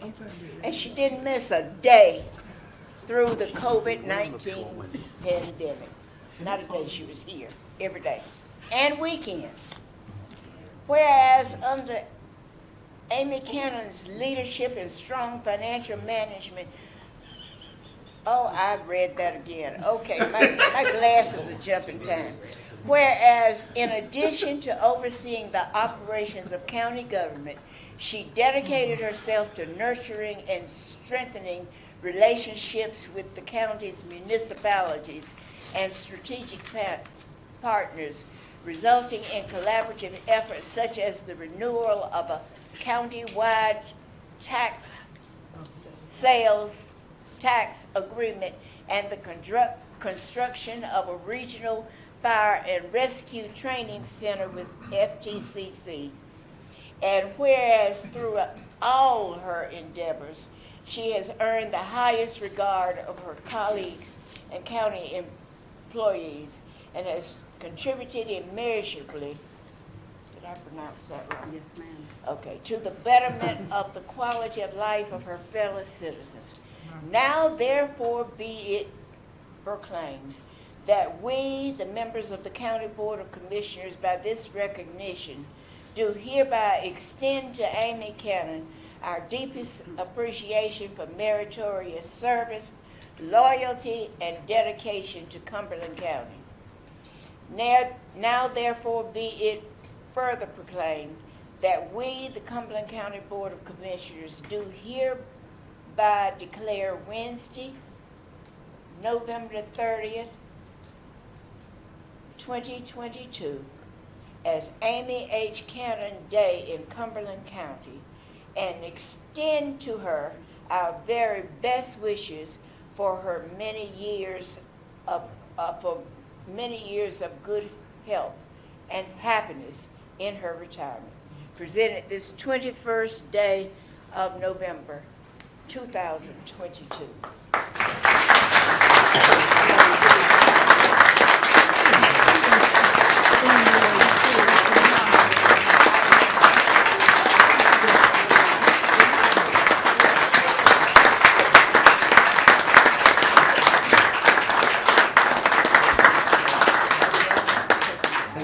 Speak today.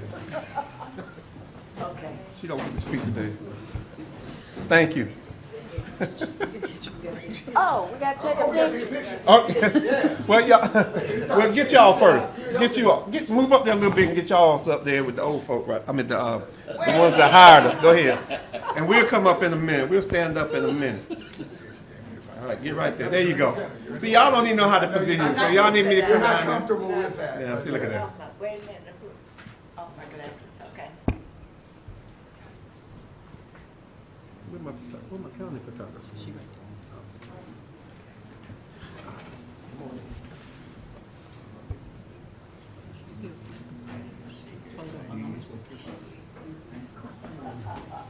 Y'all back on up a little bit. Back on up. Nice try, Jimmy. You didn't think that was gonna work. He's trying to avoid. Wait, There you go. Hold on one second. Hold on one second. Something ain't right with this. Okay. Okay. Here we go. And you got your flash? You're in front of me, Charles. See, y'all talking about, they talking about me. Never mind, Charles, get in the picture. Glenn already had 5 tables by now. Wait a minute. Yeah, you can do it that way. There you go. Charles? I'll be your way, all right. They can't They see said, you, come on over a Charles. little bit. Come over a little bit. There you go. All right. All right. I'm gonna teach you how to take some pictures. Wait, you all right? We good now. You all right? I got you. Sorry, everybody.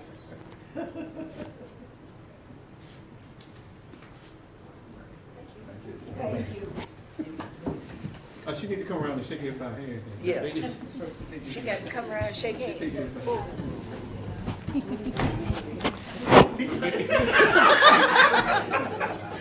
Get your biggest award, the Glenn photo. There's always one for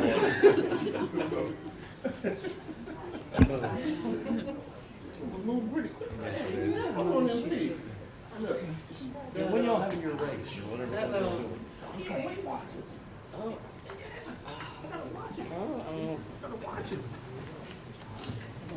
am very lightheaded. I know that. Let's get to business. All right. She finally got a Glenn photo. It took 32 years. You're the only one in Cumberland County who wasn't have his picture with him.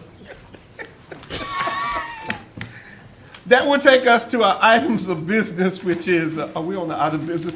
That'll take us to our public hearings, which is the rezoning cases, Madam Manager. First case is case zoning 220070. Yes, sir, and I'd like to recognize Ross Howard, our Planning and Inspections Director. Good evening, Commissioners.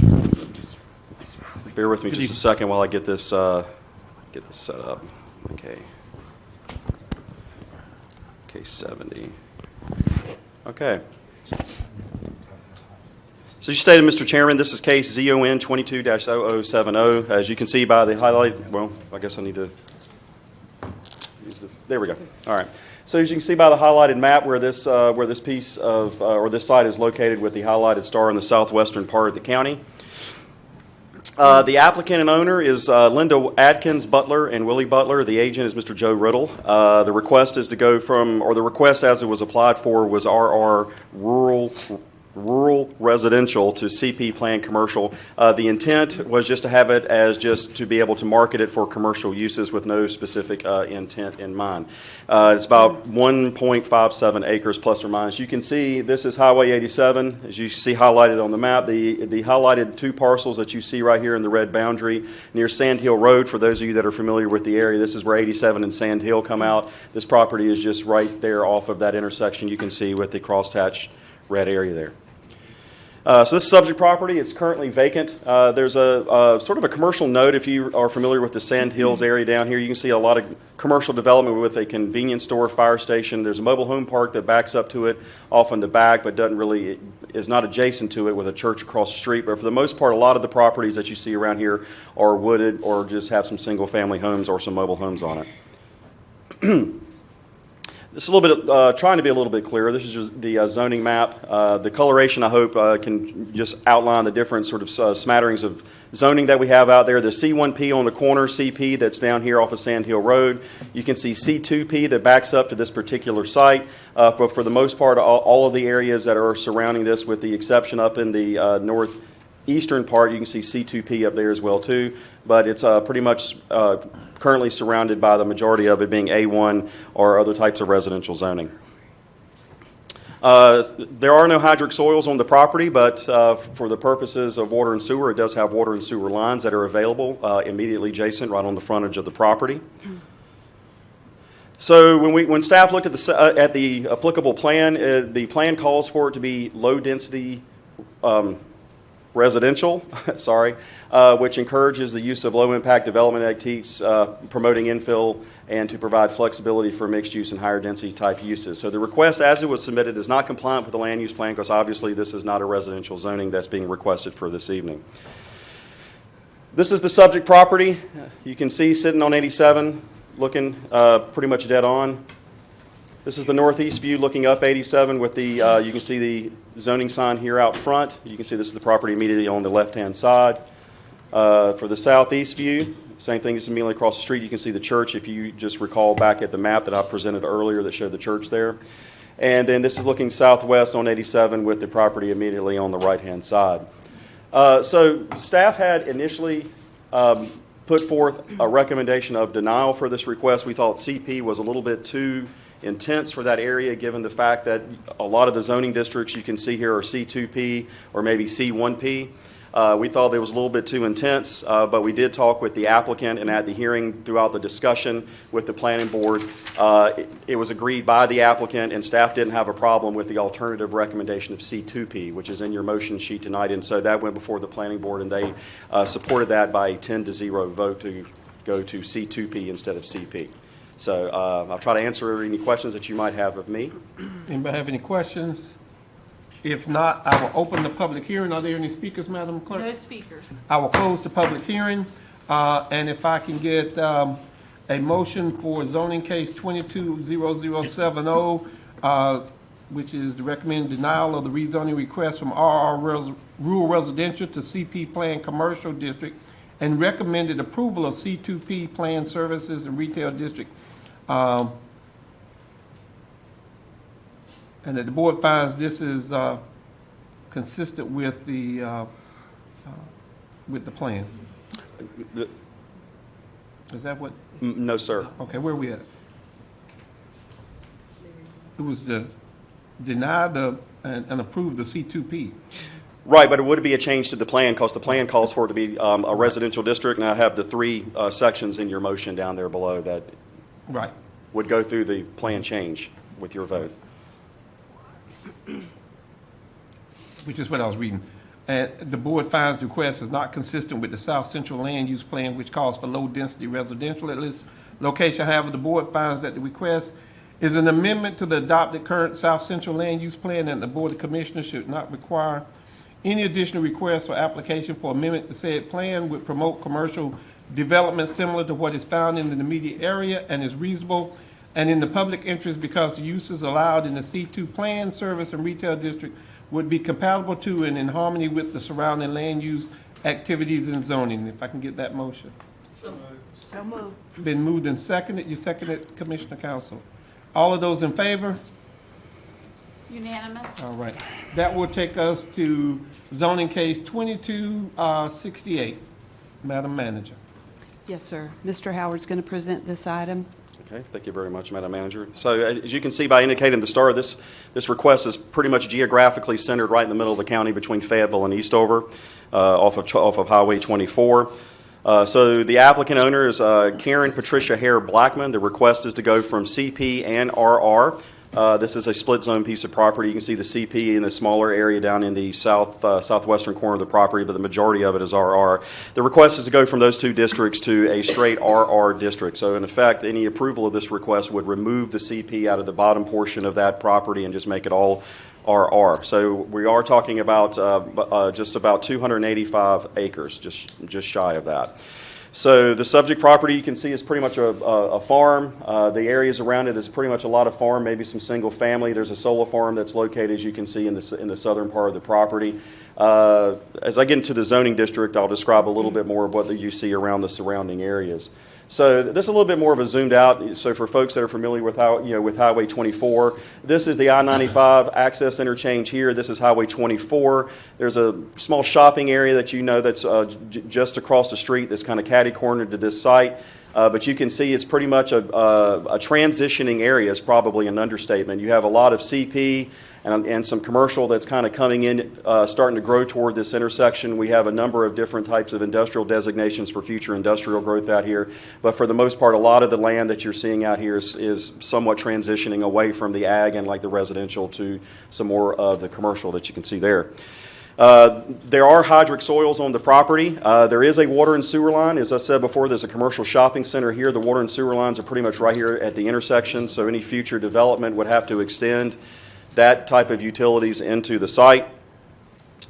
This is part of the Eastover plan. The plan calls for industrial, which of course is to provide areas for clean industries to encourage the location that will utilize agricultural produce from the area and will not involve the processing of animals or byproducts, and supports the efforts to recruit environmentally safe and clean industries. So going to RR, this would be a change. By your vote, it would change the future land use designation to a different type of designation compliant with the zoning district. So as such, the request was deemed not to be compliant with the adopted land use plan. This is the subject property. You can see, as I said before, it was a working farm. This is looking on the east view going down Downing Road, which is the road that fronts on the property, with the property being immediately on the right-hand side. South view, pretty much looking right across the street of Downing Road, again, another farming area. And this is looking west down Downing Road with the site immediately on the right-hand side. Pretty sparse area, a lot of agricultural and farming out there. So, but you can see the sign as required by state statutes for the public notification we placed out there. So when staff first came through this, we had recommended denial of the request. When we took this to the planning board, they supported it by a change of 10-0. It was a unanimous vote. So the indication that we got at the particular time is the applicant was for taxing purposes. Staff was looking at it from the industrial standpoint, that we keep hearing a lot of stuff from the EDC about what remaining industrial land or land that can be developed as industrial. So we stuck pretty strictly with the plan that, if it was going to change, we would rather hit C in it to stay as an industrial designation. I know that the applicant had spoken with the EDC, and during the course of the conversation at the planning board meeting, it was indicated that the applicant wished to remove the commercial designation off the property for taxing purposes. So anyway, so that's where we left us. So at that particular time, the planning board had decided to approve the request by a 10-0 vote. I'll try to answer any questions I have. That just lose my tax value. Commissioner Booth. Thank you, sir. Is Downing Road the only road that it has access to down there? Yes. Is it? Well, it has access to this little interchange, which I'm assuming is also the Downing Road area right here. But I believe there's some easements that might go through the property for access for the house, but for the most part, the main access is going to be off Downing Road. Well, do you know offhand if the same owner owns any of the adjoining tracts, lots, parcels? Not that we know of. Thank you. Any other questions? If not, I will open the public hearing. Are there any speakers, Madam Clerk? There are no speakers. I will close the public hearing, and if I can get a motion. In case zoning 22-0068, I move to approve the rezoning request from CP Plan Commercial District and RR Rural Residential District to RR Rural Residential District, and find the request is not consistent with the Eastover Land Use Plan, which calls for industrial at this location. However, the board finds that the request is an amendment to the adopted current Eastover Land Use Plan, that the Board of Commissioners should not require any additional requests or application for amendment to said plan, would promote development that would be more appropriate to the environmental conditions of the site, and is reasonable and in the public interest, because the uses allowed in the RR Rural Residential District would be compatible to and in harmony with the surrounding land use activities and zoning. If I can get a second. Second. It's been moved and second. All those in favor? Unanimous? All right, that will take us to case zoning 2269. Mr. Rawls. Thank you very much, Mr. Chairman. So our final case for tonight is case ZON-22-0069. You can see, let me go back up to the very beginning. Sorry about that. This case is off Tabor Church Road in the south central part of the county, as indicated by the highlighted star on the map. The applicant owner is Patricia McDonald and Charles Earl McDonald. Again, the request is to go from A1 agricultural to R40A residential. For those of you that may or may not know what R40A is, we don't get a lot of the A districts, but basically the A's is R40, but it allows mobile homes. So that's what the A is just simply it allows manufactured homes in that particular zoning district. The intent of the owner, as it was expressed to staff and what was discussed at the hearing, was to build two or three homes on the site. As you can see, there's a number of RR sort of smaller sites that sort of abut this. The applicant did come in with RR, and I'll go into what the plan says here in a minute, but it's staff's recommendation, and the applicant agreed to change it to an R40A to better comply with the plan, which I'll go over what that is here in just a second. But the request is to go to R40A. The majority of the site is vacant land, as you can see. There's a house on the front, and there's a mix of different types of homes, single family and manufacturing, all around the site. So just zooming in a little bit more, this site is on Tabor Church Road. For those of you that are familiar, there's R40A that's a little bit further down here, but for the most part, you got a lot of A1, but immediately touching the site, there's various changes of RR that you can see here, but the applicant is going with R40A. Ross, right there at the bottom, Yes. the RR down at, right there, it looks like that's just one piece, not next to, is it connected to that next piece? It is connected, I mean, it's To that part? Yeah, it's owned by a family member, apparently, that's out here. It's not connected to this site here. I think it's a standalone landlocked piece of property. How big is it? Okay. That I probably couldn't answer right now. At least 20,000 square feet, because that's what RR calls for that area. So there is no water and sewer on the property. There are some indication of hydric soils, but there's no utilities, so well and septic would be in order for this for any development on the property. So I was just getting to the plan. When we sat down with the applicant, at first it was our an RR type of request, but we looked at the plan, and without water and sewer, the plan supports basically acre lots. So, of course, we went back to the applicant and said, hey, if this goes forward, staff can't get behind going to that small of a lot based off what this plan says. So the applicant agreed to change it to R40 so they could build the homes out there, and we felt that R40A, since it was changed to that, is compliant with the land use plan. So this is the subject property. As I stated before, there was one home on the property, but the vast bulk of the area surrounding this toward the back is pretty much vacant land. South view on Tabor Church Road with the site immediately on the left-hand side. You can see the zoning side per state statutes for the requirements for advertising. This is the west view looking immediately across the street.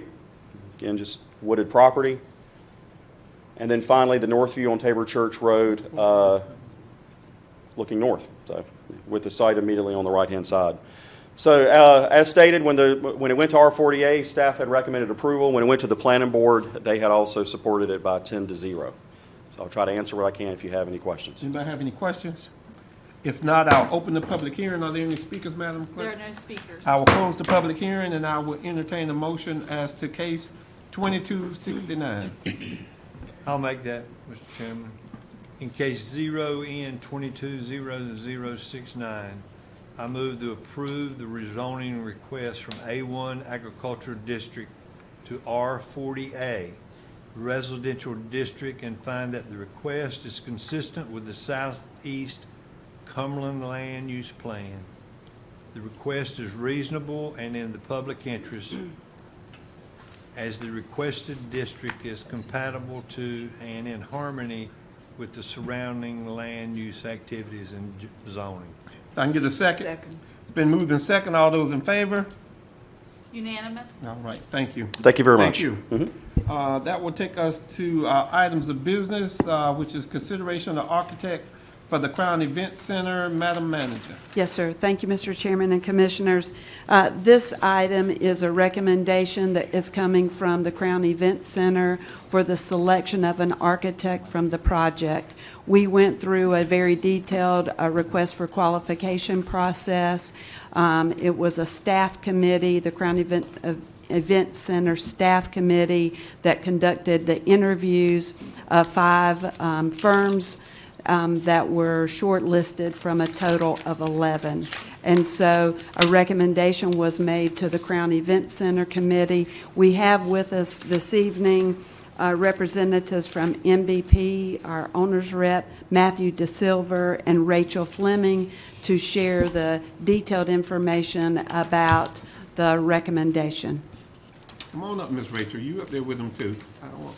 Miss Commissioner Council just talked about women. I ain't gonna leave you sitting back there. I'm not crazy. So this is our short presentation. Yes, sir. So, good evening, Commissioners. Good evening. Quick agenda. We'd just like to cover the architect selection process and then just go forward talking about next steps if the board is so inclined to accept the recommendation. So the solicitation went out on September 12th, closed on October 11th. We received 11 highly qualified responses. That list was shortened to a select group of 5. That group was evaluated based upon selection criteria, and we had 5 voting members consisting of county staff and 4 non-voting members. And those non-voting members, of course, as you can see, Spectra OVG and also MVP. And so they were able to provide operational context for support functions, especially for back of the house, loading, unloading, performer and patron experience, in addition to working closely with the construction manager at risk. We conducted those shortlist interviews on November 8th and 9th. Each firm was evaluated based upon a rubric focused on project management, relevant project experience, their design approach for an urban site, schedule management, and experience with an approach to utilizing a construction manager at risk. And so, as you can go to the next slide. Excuse me. As you can see, Ewing Cole distinguished themselves amongst the group with the highest score of 86.2 out of possible 100.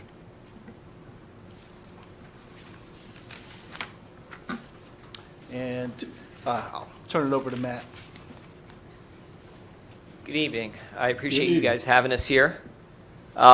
So you can see the 5 items that we've actually presented and what we were looking at for criteria: responsibilities, communication plan, project experience, how they would approach construction in an urban location, and then their experience with the construction manager at-risk delivery method.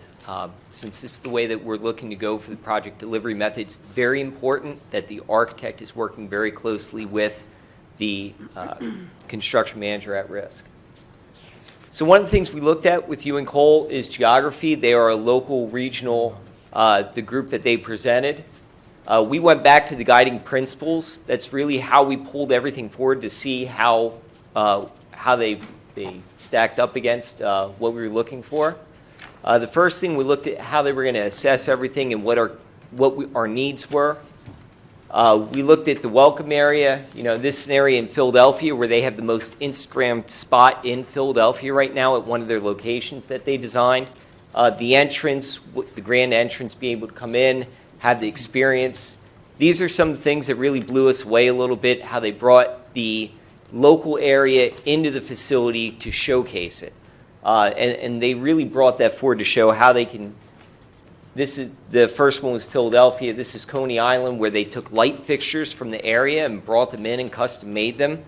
So it's just different areas where they wanted to bring the community into the center.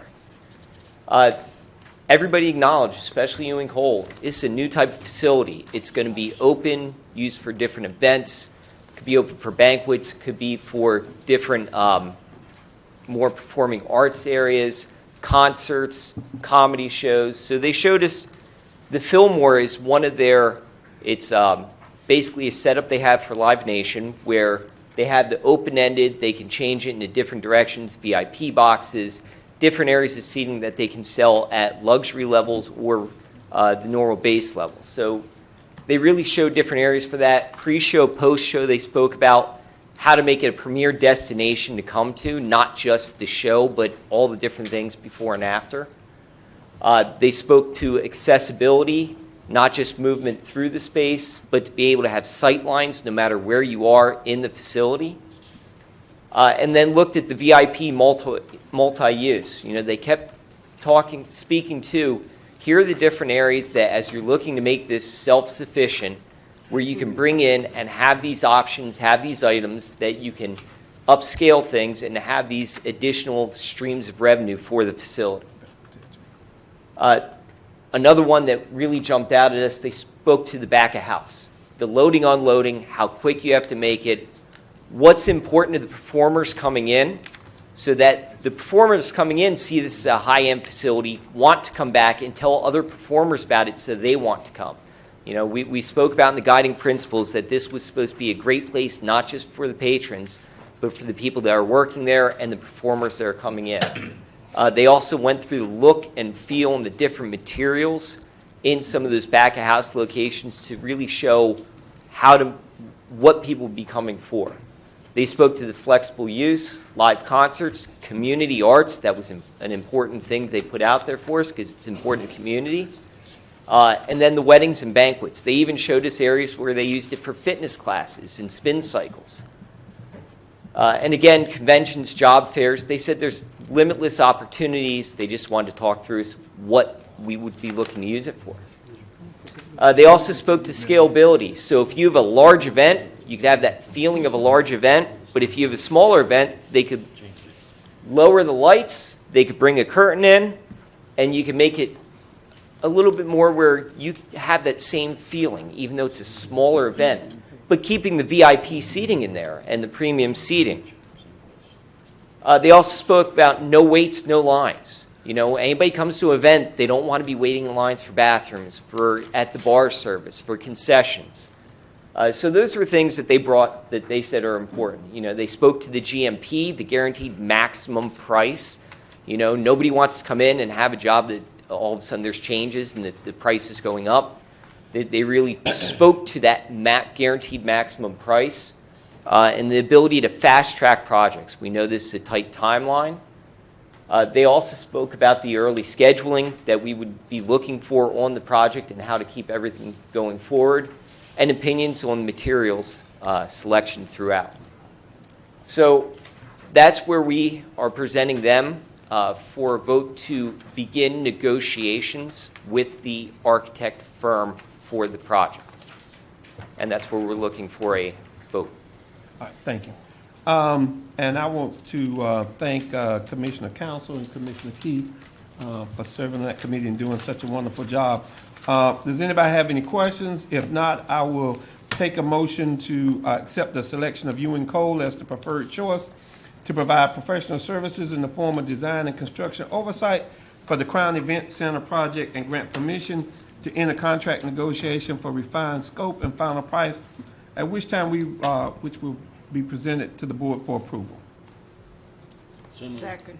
It's been moved by Commissioner Booth, seconded by Commissioner Council. All those in favor? Unanimous. All right. Unanimous. Thank you so very much. Thank you. And thank you for the work that you've done on that. Mr. Chairman, may I? I'm sorry. Madam Manager. Remind the board that the goal is for MVP, our legal staff, to work with Ewing Cole this week and bring a contract back next Monday, the 28th, Right. at 1 o'clock for approval, because again, we're trying to stay with our timeline. Thank you. Yes. Thank you. All right. And just a quick overview, we had the success with the info session for designer previously. We're going to do that again for the construction and CM at risk, December 6th at 10 o'clock. All right, thank you. All right. Thank you. That takes us to item B, which is a consideration of the ordinance to Mr. Morefield.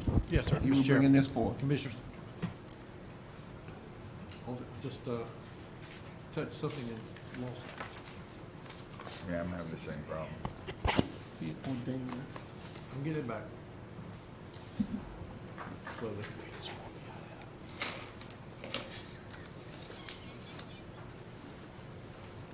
Which part you looking for?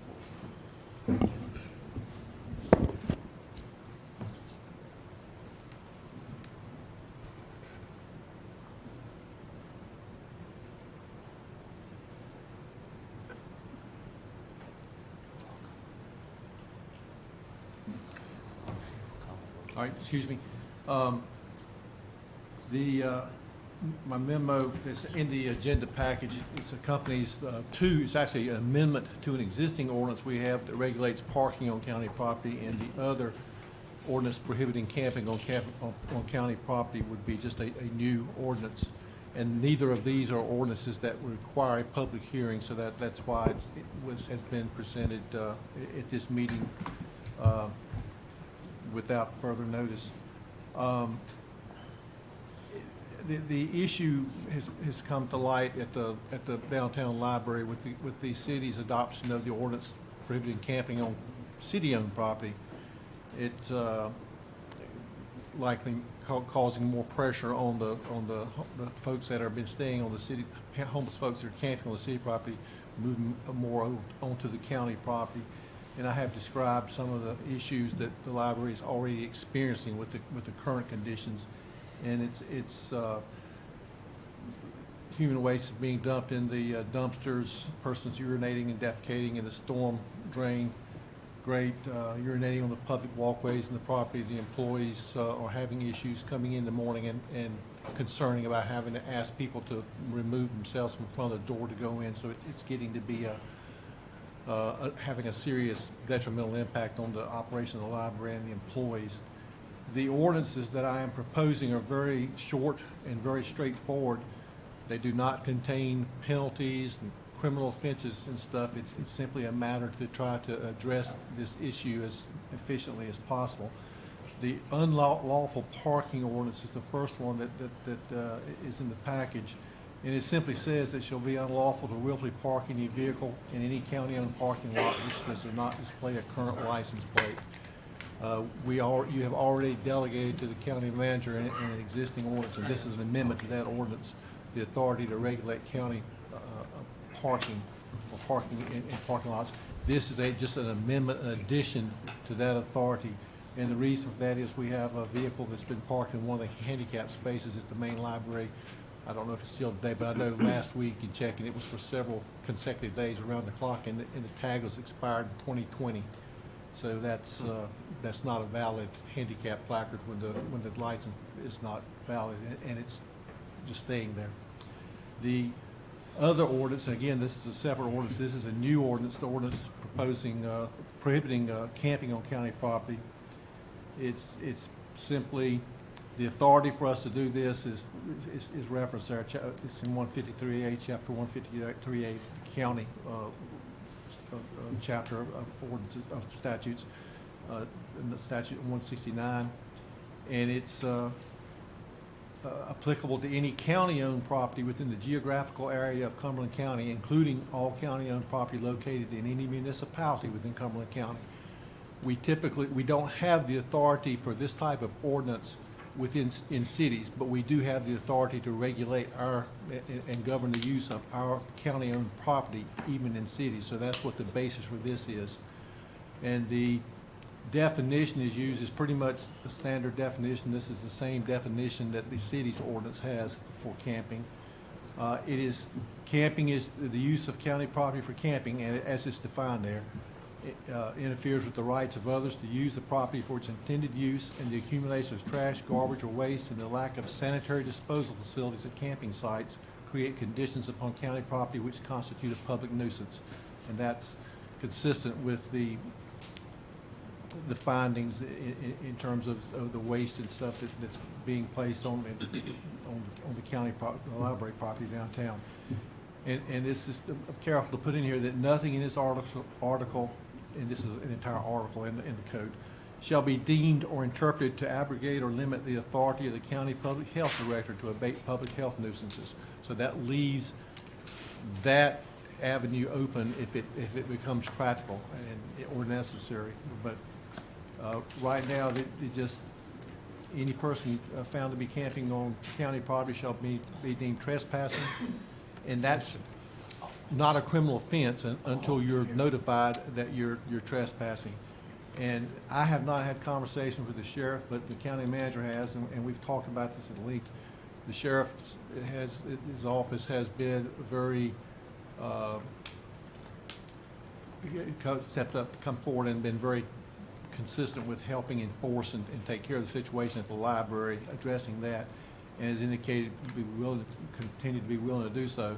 So this is the enforcement mechanism is that the sheriff's office would give a notice of trespass to the persons or persons camping or establishing a camp, direct them to remove within a time appropriate to the circumstances all the personal property in the control of those persons or persons located at the campsite, and requesting the county manager to dispatch appropriate county staff to remove any personal property not removed from the site within the time directed. And that's something that I'm suggesting, because I think in some of these instances it would be more appropriate that we had buildings maintenance folks other than the sheriff's deputies trying to do this. But it's also that the sheriff shall keep a sworn law enforcement officer on site while any county staff are present to remove personal property, just to avoid, to diminish the risks that are inherent with this sort of stuff. Any personal property from just removed from the site shall be disposed in accordance with county policy, and any person or persons who are noticed of trespass for camping or establishing camp on county property shall be subject to being charged with trespass if they come onto the same county property again. It doesn't mean that anyone would be charged with such offense, but it is just really a little bit of teeth to the as a remedy. So these are for ordinances very short and to the point, and I'll be glad to try to answer any questions that any of you may have. Commissioner Evans. Thank you, Mr. Chairman. Mr. Walker, camping. What's the definition of camping as far as that is concerned? Let me go back up and get to it. As used in this article, and it's the article of the code, camp or camping means sleeping, preparing to sleep, including lying down or the laying down of bedding for the purpose of sleeping, storing personal belongings, the placement of tents, huts, or tarps, or parking a motor vehicle, motor home, trailer, or any other type of structure for living accommodation purposes. Okay, thank you. This is being directed, or this is being brought to us because of a certain segment of our community, correct? It's being brought forward because the situation at the library has become a safety hazard to the employees, and it's affecting the use and operation of the library. Okay, so it's happening at the library, but for real? Yes, sir. What group of people are we targeting with this? I know you read the definition and everything, but, okay, thank you. What we do know is that it's targeting the homeless individuals that are having a difficult place to find, to stay, and da-da-da and all that. We know that we have that problem here in Fayetteville. So, Madam Manager, where are we at now in the process of providing a shelter here in Cumberland County for those individuals that do not have any place to reside? Yes, sir. So the board reviewed site selection, narrowed it down to 2 sites. The environmental work is supposed to be completed around December the 12th, and we should have the report by the end of the month. Once that information is back, then the board can make a decision on which site, and we can move forward. I've had recent conversations last week with Mike Nagowski with the hospital. They still are very interested in being a partner with us on building this shelter. Okay, thank you. You know, and I know, and thank you, Mr. Warfield, Attorney Warfield, for what you brought to us. And I know it's difficult. I know it's difficult for individuals that are homeless. Trust me, I understand. But I think that a lot of the items that was mentioned that's occurring at the library or any other county building is also occurring in other areas, and some of those people aren't homeless. If that's making sense, It seems like we are really going out of our way, and the appearance to our community is that we're going out of our way to target homeless individuals. This item that we're talking about building, a homeless shelter, when is the anticipated time that this will be done? I would think for the shelter to be complete, if we fast track it like we're fast tracking the Crown Event Center, it would probably be 24 months. 24 months. But it would have to be fast tracked and the board move quickly, move the project forward quickly. So we're looking at 2024. Yes, sir. Okay. And, All right, thank you. yeah. And Commissioner Evans, to your question, and I've always been a housing first kind of guy. The issue that I have is a shelter does it at night, but it doesn't get them any housing. And so we can do that because at least on a night like tonight, they have somewhere to go. But I think, and that's what Commissioner Keefe was pushing, is that we've just got to have more housing to be able to do it, whether it's transitional housing or whether it's housing in general. But if we're talking about dealing with this homeless issue, in my estimation, and this is not to say I'm against the shelter, because I am for the shelter, but I do believe that you have to deal with the housing part and get them into some stable housing or some transitional housing, be able to get that, along with it's a multifaceted, I believe, issue dealing with mental health, dealing with substance abuse. It is truly, and Commissioner Booth and I will put on our attorney hats, for those individuals that are sex offender, they have a much greater issue because it's very limited where they can go when you're talking about schools, children, all of that. You know, it's almost impossible for them to be at the library, the health department almost, DSS, because you got children in and out of there. It is a major issue. I'll go to Commissioner Stewart. She has a button. Your button don't work. We obviously have a homeless problem. We obviously have a affordable homes problem. The city did what they did. The county is now doing what the county feels is necessary. But I have to be a voice for the people who are being penalized, and that is those who are homeless. Yes, there are some people who choose it, but there is a whole lot more people who don't choose it. I understand there's an issue at the library, and I love Faith, I love Irene, everybody over there. But it's, as Commissioner Evans said, it's not just happening there. What options are we providing? What options for today? I know that we are working really hard in getting the shelter built. I'm the chairwoman for the Homeless Advisory Committee, and I can't even get a quorum there. With the city. With the city. Yeah, so we understand that that's the city-county one that we put together. And, yes, and I can't even get a quorum there. The people who are being affected the most are those who are homeless, and they have no options. I'm not saying to just go to the library. I'm not saying that at all. Not saying that at all. But I'm saying what options? We don't have any options. They don't have any options. We keep hearing that we have plenty of sheltering here, and then they go to the shelter and they're told they're full. And then the next day you turn around and, oh no, we weren't full. I know of 2 shelters here. We don't have what they need. They say Fayetteville takes care of their homeless people, so a lot of them come here. I know people who move here because they say that Fayetteville takes care of their homeless people. I beg to differ. I beg to differ. We have to, and I know that we are God knows that I know that we are doing the best that we can, but the people that are being affected are the people that are also being penalized, and they have no option. Thank you, Chairman Adams. Commissioner Evans, then I'll go to Commissioner Booth, and then Commissioner Keefe. Yes. In that order, in reasonable time. Thank you, Mr. Chair, and I'll be brief as I possibly can. But, we were talking, and I understand what you're saying about the housing situation.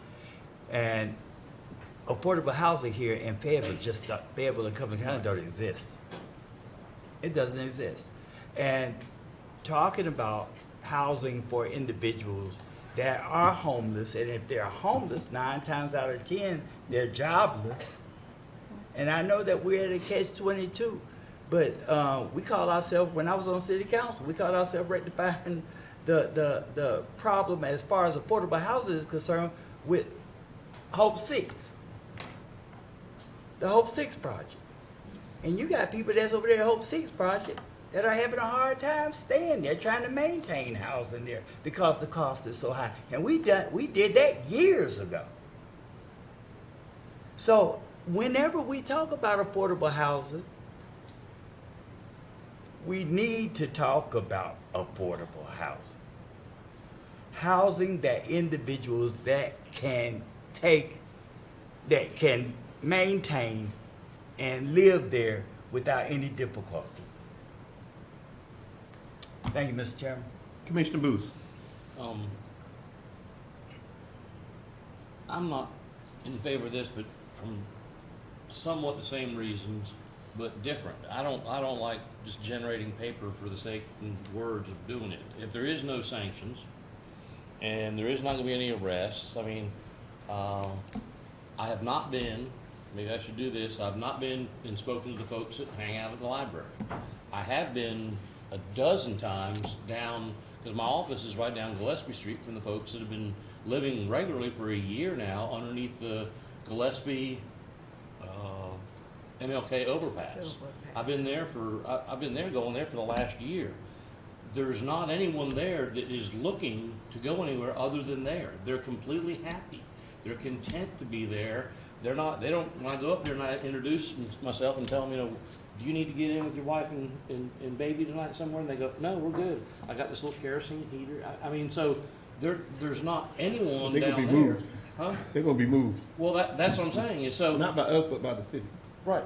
That was working at least in some sort of rudimentary way, because the city had a wash station up there. They had a source of clean drinking water. Organizations were going up there because I helped them unload. It looked like they were a Comores plant place for a while. They was getting tubs and tubs, walls of water, dry goods. The city or the county or both were cutting the grass back to keep it kind of manageable. I didn't ever hear any gunshots. I never felt unsafe there. The people were very affable. I'd say just in my talking for the last year, and I haven't spoken to the 1,400 that was cited earlier, but the ones that are there have been there very regularly and are content to be there. So I don't know if we do some sort of container city that you and I have talked about, and we've looked at in other states even doing this or something. But if you just take the number 1,400, and I don't know who came up with that one, and then you cut back on Jimmy's price to just 200,000. If people hear about we're taking care of folks, the 1,400 I think is an undershot. So you take 1,400 homes at 200,000 a pop. We don't have $280 million to put them in, and that doesn't count feeding them, broadband, electricity, furniture. That's just the $200,000 home. So the money is not a solution. We have to have the money to do it, but it has to be well spent. If you go up to one of the people at the library, I haven't met him or her yet, but if you go up there and tell them they've got to leave and you're standing there with a sheriff, are they physically going to grab these folks and start moving them around? Because it says it's not a criminal thing, it's not a violation of anything. They're just going to help enforce it. I just sit down and I go, I'm not moving. I mean, I don't know. Hell no, I won't go. Isn't that still the 60s? They used to say that. I mean, that's what I'm saying. I'm a little worried that we put something in place that there really is no enforcement other than you gotta go. Well, actually, there was enforcement in You that. gotta and go. There was enforcement in that thing, because he did say cited for trespass, and that is a criminal thing. Commissioner Key. Okay, thank you, Mr. Chair. I'm gonna make this as precise as I can. In 2003, I sat on the city council and listened to their 10-year program for homelessness. And 2003 came, and 2013 came, and we still have a homeless problem. We're coming up on 2023, and we still have a homeless problem. The mirror sometimes is a very hard place to look. But every one of us sitting at this dais has a responsibility. If they really, really want to do something with the homeless problem, then they should get together. I think most of you know on this board that I have put together some plans. I have worked with the county manager on finding locations. I have done these. But let's look at this from a different perspective. We talk about how it's affecting the homeless. I want to tell you how it's affecting my kids. My kids don't go to the library anymore because they're fearful. And there's a lot of kids that don't go to the library anymore because they had an incident at that library. And I have to feel for the employees who have to go there and ask someone to get out of the front stoop so they can go to work, have to shovel off defecation, and do that. Is that really what we're having? What we are asking to do is talk about our community, our kids who are infected by doing this. Let's call it what it is. Close the library and turn that into a homeless shelter if that's what we're going to do. Because that's what we've been doing. I empathize with it. Commissioner Evans, I am sorry that your time on here, we haven't done better with homelessness, because I know that is a priority of yours, and we talked about it when we were on the city council. You're going to leave here, and I'm afraid that we're not any better today. We've got a plan, but we're not better. Okay? I'm going to support this, and I probably will lose, but think about our children. Think about the purpose of a library. Think about all of those things that make our community better. So again, I empathize, I'm trying, but we only have to blame ourselves. Thank you. Commissioner Stewart. I sympathize with the children who are not able to go to the library. I also sympathize with the children who are sleeping in a car or on the ground at night. We have an obligation to all children. And again, this is just not happening at the library. It's just not happening downtown. We got to consider those children and those families who are in the woods, because that's where they feel safe at. We got to consider those children. We do have to do better. We do have to do better. We do need to do better, and I won't support this. And just, what I hear, and I hear it coming from all sides, is this, I guess, is everybody's in agreement that there has to be something done along the affordable housing area to be able to deal with the issue. I don't know that this ordinance, either way, whether you take it or don't take it, solves the issue that you and all of us have, which is dealing with the homeless issue.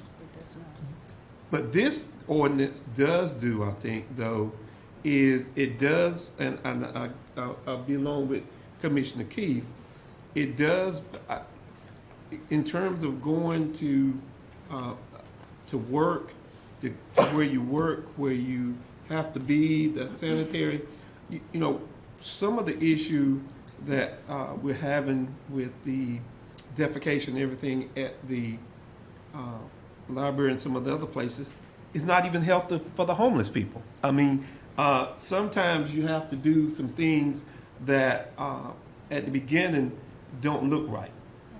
So, as I said from the beginning, this is, I ain't calling you no more. Y'all had y'all turn. This is a multifaceted issue. I do believe that the board has to decide, again, I told you, The shelter's already online to be done. This board has moved forward on that in terms of the money. But that's only one step in terms of dealing with the homelessness issue. Because again, a shelter's where you go at night. You don't stay there all day long. So where do these people go during the day, and where do they end up being? And the only way you do that is with housing. And so as we do the shelter, we have to make a commitment that we're gonna look at some kind of housing program. I will tell you, I was at the state the state association. This is a statewide issue with counties. It was interesting that on their legislative goals that came out of the state association, affordable housing didn't come out of that. It's interesting that county commissioners throughout this state believe affordable housing is a city issue. So you didn't see it when you went up there as one of the legislative goals, because I got killed on that when I was pushing that. So there is no perfect solution tonight to be able to do this. I do think that at some point there has to be, and again, if you can't get a Commissioner Stewart, we created this city-county liaison to be able to deal with housing for the last couple of months. Let's just put it on the table. You've had a couple of meetings. City didn't show up. Some of the other people didn't show up. You couldn't get a quorum. So sometimes, just like we did on the shelter, you have to go it alone and just kind of deal with it. And so we just have to make a commitment to be able to do that. Yes, sir. Mr. Chair, thank you. I promise. You know what I was thinking, and Commissioner Booth said it just right. I mean, he was saying, and I'm trying to paraphrase what he was saying about it. It just doesn't make any sense using the sheriff's deputy's time to go and just tell somebody to move without any repercussions, to the individuals that are doing these things. When we have about 10, 12 individuals sitting right here that looking for the sheriff's deputies to come out and help them with those motels that we have out there on Eastern Boulevard. And to take away that workforce, that security force from the sheriff's department, just to go and slap somebody on the wrist and say, wake up, you gotta move. It just doesn't make sense. Now, when you're talking about wasting tax dollars, that's a waste. That's a waste. And if you don't agree with me, I am sorry. But to have a sheriff's deputy to go and ask somebody to move, and then somebody said something about a citation. That's the city. That's the city. That's okay. the city. Don't be. I'm going to the city. But seriously. Yeah. But I think that I do agree, and I think the manager and I had this conversation. Again, even with this ordinance, is whether at least on some of these pages, I got my librarian here, but I'm not going to call her up. She's over there. You can always do on the short side, you do always a cost analysis. And the cost analysis is, do you hire some more security at there, or you use the sheriff deputy? That is a cost analysis, and you can do that patrols that during that period of time, so that the public does feel with that. So I'm open to this, whether there's a motion as to this ordinance. Commissioner Keefe. Sure. Oh, I didn't know if you said you were supporting that. I didn't know if you were making a motion or whatever. And remember, these are two separate ordinances. One is an amendment to the existing parking regulation, and the other is a new ordinance in the code prohibiting camping on county property. I mean, first thing we need to do is get better Wi-Fi. Stronger. It'll cut off on you now. Yeah.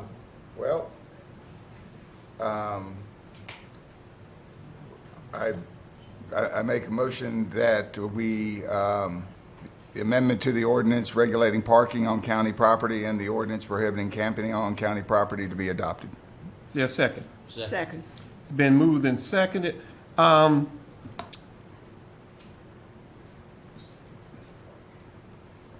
All those in favor? Voting in favor, Commissioner Lancaster, Commissioner Council, Chairman Adams, Commissioner Booth, and Commissioner Keefe. Those opposed? Vice Chairwoman Stewart and Commissioner Evans.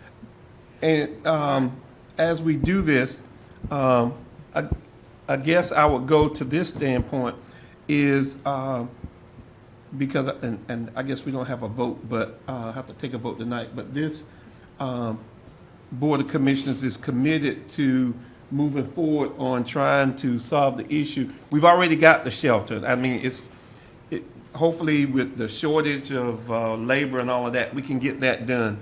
But that we're committed to moving forth on some affordable housing on that, whether, I know Commissioner Keys always tells us sometimes you might have to take out a bond issue or something and put it to the people and see, to be able to do that. I mean, it's the people's money. Sure. So sometimes we can put it to a bond referendum to be able to get those monies to be able to do that, but a commitment from this board to move forward on that.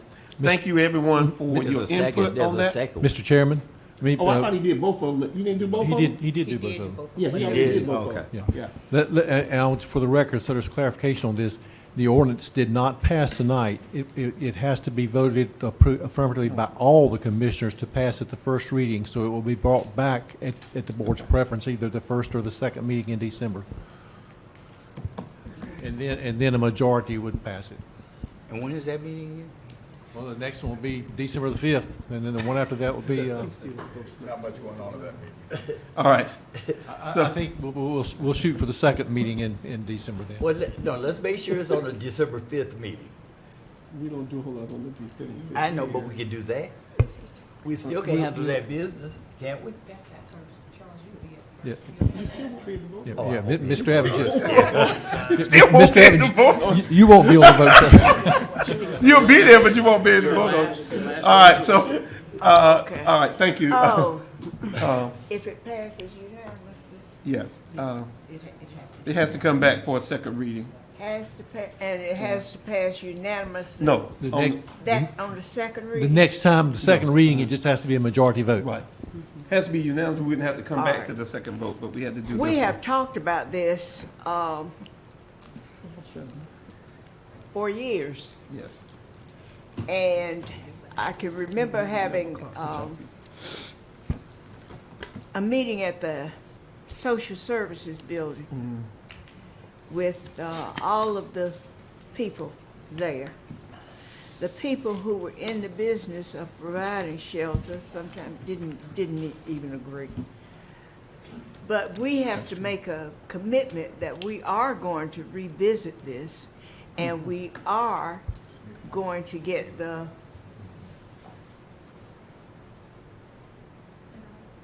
tell them what to do. The homeless shelter, Pardon me? And affordable housing. yes. Yes, affordable housing.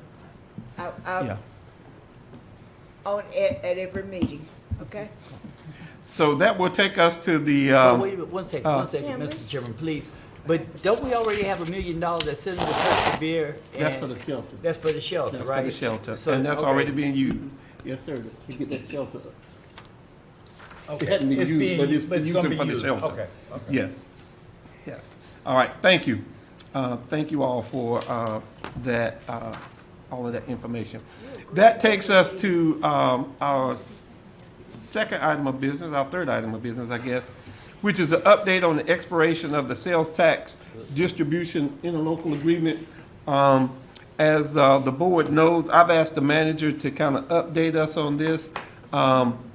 We have, in the past, had an agreement with all the municipalities and the school system as to sales tax. As the board is aware, I sent a letter to the city, and this was one of the things that came back from the mayor. I thought it was apropos to deal with this today. And I think when you see, and you'll see in your packet and everything, I think that this board, even which predates me, but I think since I've been here, we've talked about this, is that there are only 3 counties in the entire state, large-sized large counties. Thank you. Large-sized county that still do per capita or some kind of agreement. I think the manager will do that.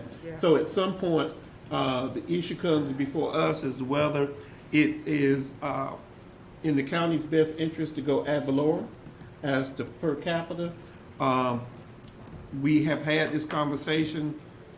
These conversations have been going on since I was chair before that. But that we had this before the city-county the Mayor's Coalition, and the Mayor's Coalition was, led to know that this day may come, that the county may have to go ad valorem. That decision has not been made. But I think that in order for us to be able to deal with it and for the interim county manager to be able to prepare a budget as it goes forth, is we've got to start some kind of conversation early on as to where we are, and the only way we can do that is to have up-to-date information, as up-to-date as we can get in this instance. So, Madam Manager. Yes, sir. Thank you, Mr. Chairman. As you may recall, the Audit and Finance Committee met during the month of August to begin discussing the agreement. However, at that time, we did not present any numbers or any current numbers because our last sales tax payment for the month of June sales was actually received by the county at the end of October. So the numbers that we're presenting tonight are for the fiscal year ended June 30th. So just as a reminder, we have 4 local sales tax articles. 2 of those articles are shared with the school system. The half-cent Article 40, the school receives 30% of those funds for capital outlay, and Article 42, 60% of that article is shared with the school system. There are 2 distribution methods that the counties are choose from, the per capita and ad valorem. Per capita is based on the relative population between the county and all towns and municipalities. Ad valorem is based on the tax values within the districts. And so there has been a change in the legislation. Previously, if you made a declaration in the month of April, commissioners have to make a declaration if they're changing the method in the month of April. It would have previously been effective that July 1. Now there is a 14-month delay from that April decision. Historically, sales taxes have been distributed using the per capita method. Many of you may remember that the city of Fayetteville had an aggressive annexation program in the mid-90s to early 2000. That had a significant financial impact on the county. As the cities annexed additional population, the county's relative share of the sales tax distribution declined, and it declined significantly. The original sales tax agreement was signed in 2003. It had a 10-year window. It expired finally in 2013, and since that period of time, additional extensions and amendments have been adopted in 2006, 2009, 2013, 2016, and finally 18. And those agreements basically allowed the city to keep a portion of their sales tax gain, but they also shared a portion of their gain to mitigate the county's losses. Madam Manager, and in the 2018 sales tax, there was an increase into the percentages. Yes, sir. So the county got even less money. If we can, yes, so sir. we know that that 2018 sales tax distribution agreement was not like those prior ones. Yes, sir. You're correct. The original agreement and the agreements through 2016 was basically a 50-50 sharing. The city received 50% of what they would have gained, and the counties only had a 50% loss. In 2018, it was a real struggle to get an agreement moved forward. In fact, we had set a goal of November, and it was January before the agreement was finally signed. And the only way we could get an agreement that the municipalities and the city of Fayetteville would agree to was to reduce our portion of the reimbursement. So we now receive 40% of our loss, and the cities gained 60%. The current agreement expires June 30th, 2023. So with the new numbers for the fiscal year 2022, I wanted to share what it would look like if the board chose to go to ad valorem. Under the ad valorem method, the county would receive $78.2 million in sales tax. Currently, for fiscal year 22, under the per capita method and under the agreement, the county receives $61 million of sales tax. If we change to ad valorem, the county would have an approximate $9 million gain in sales tax. The school system would lose about $528,000, and I'll explain why on the next slide. The city of Fayetteville would lose about $9.4 million. So this is a detailed slide, and it may be a little bit difficult to read, but this is the total picture. Under per capita, the fire districts and recreation are not districts. They are taxing districts, and so they do not receive sales tax under the population method. If you move to ad valorem, the fire districts then would receive sales tax as well as a recreation district. The total tax between those two districts is 20 cents. That dilutes the amount of revenue for the school system. And so you can see that the fire districts would gain $3.4 million, recreation 1.3, and then you can see the losses for the small towns as a result of not having an agreement and going to ad valorem.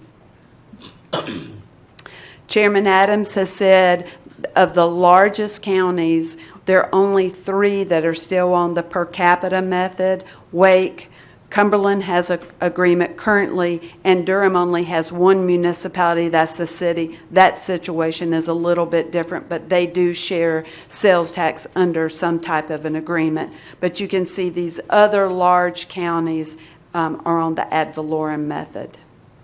And so I do want to make sure that everybody understands that county services are provided to all citizens regardless of where you live.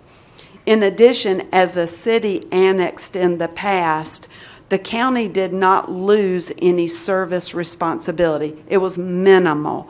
We lost a tremendous amount of recurring tax dollars, but we still had the same mandated services to provide.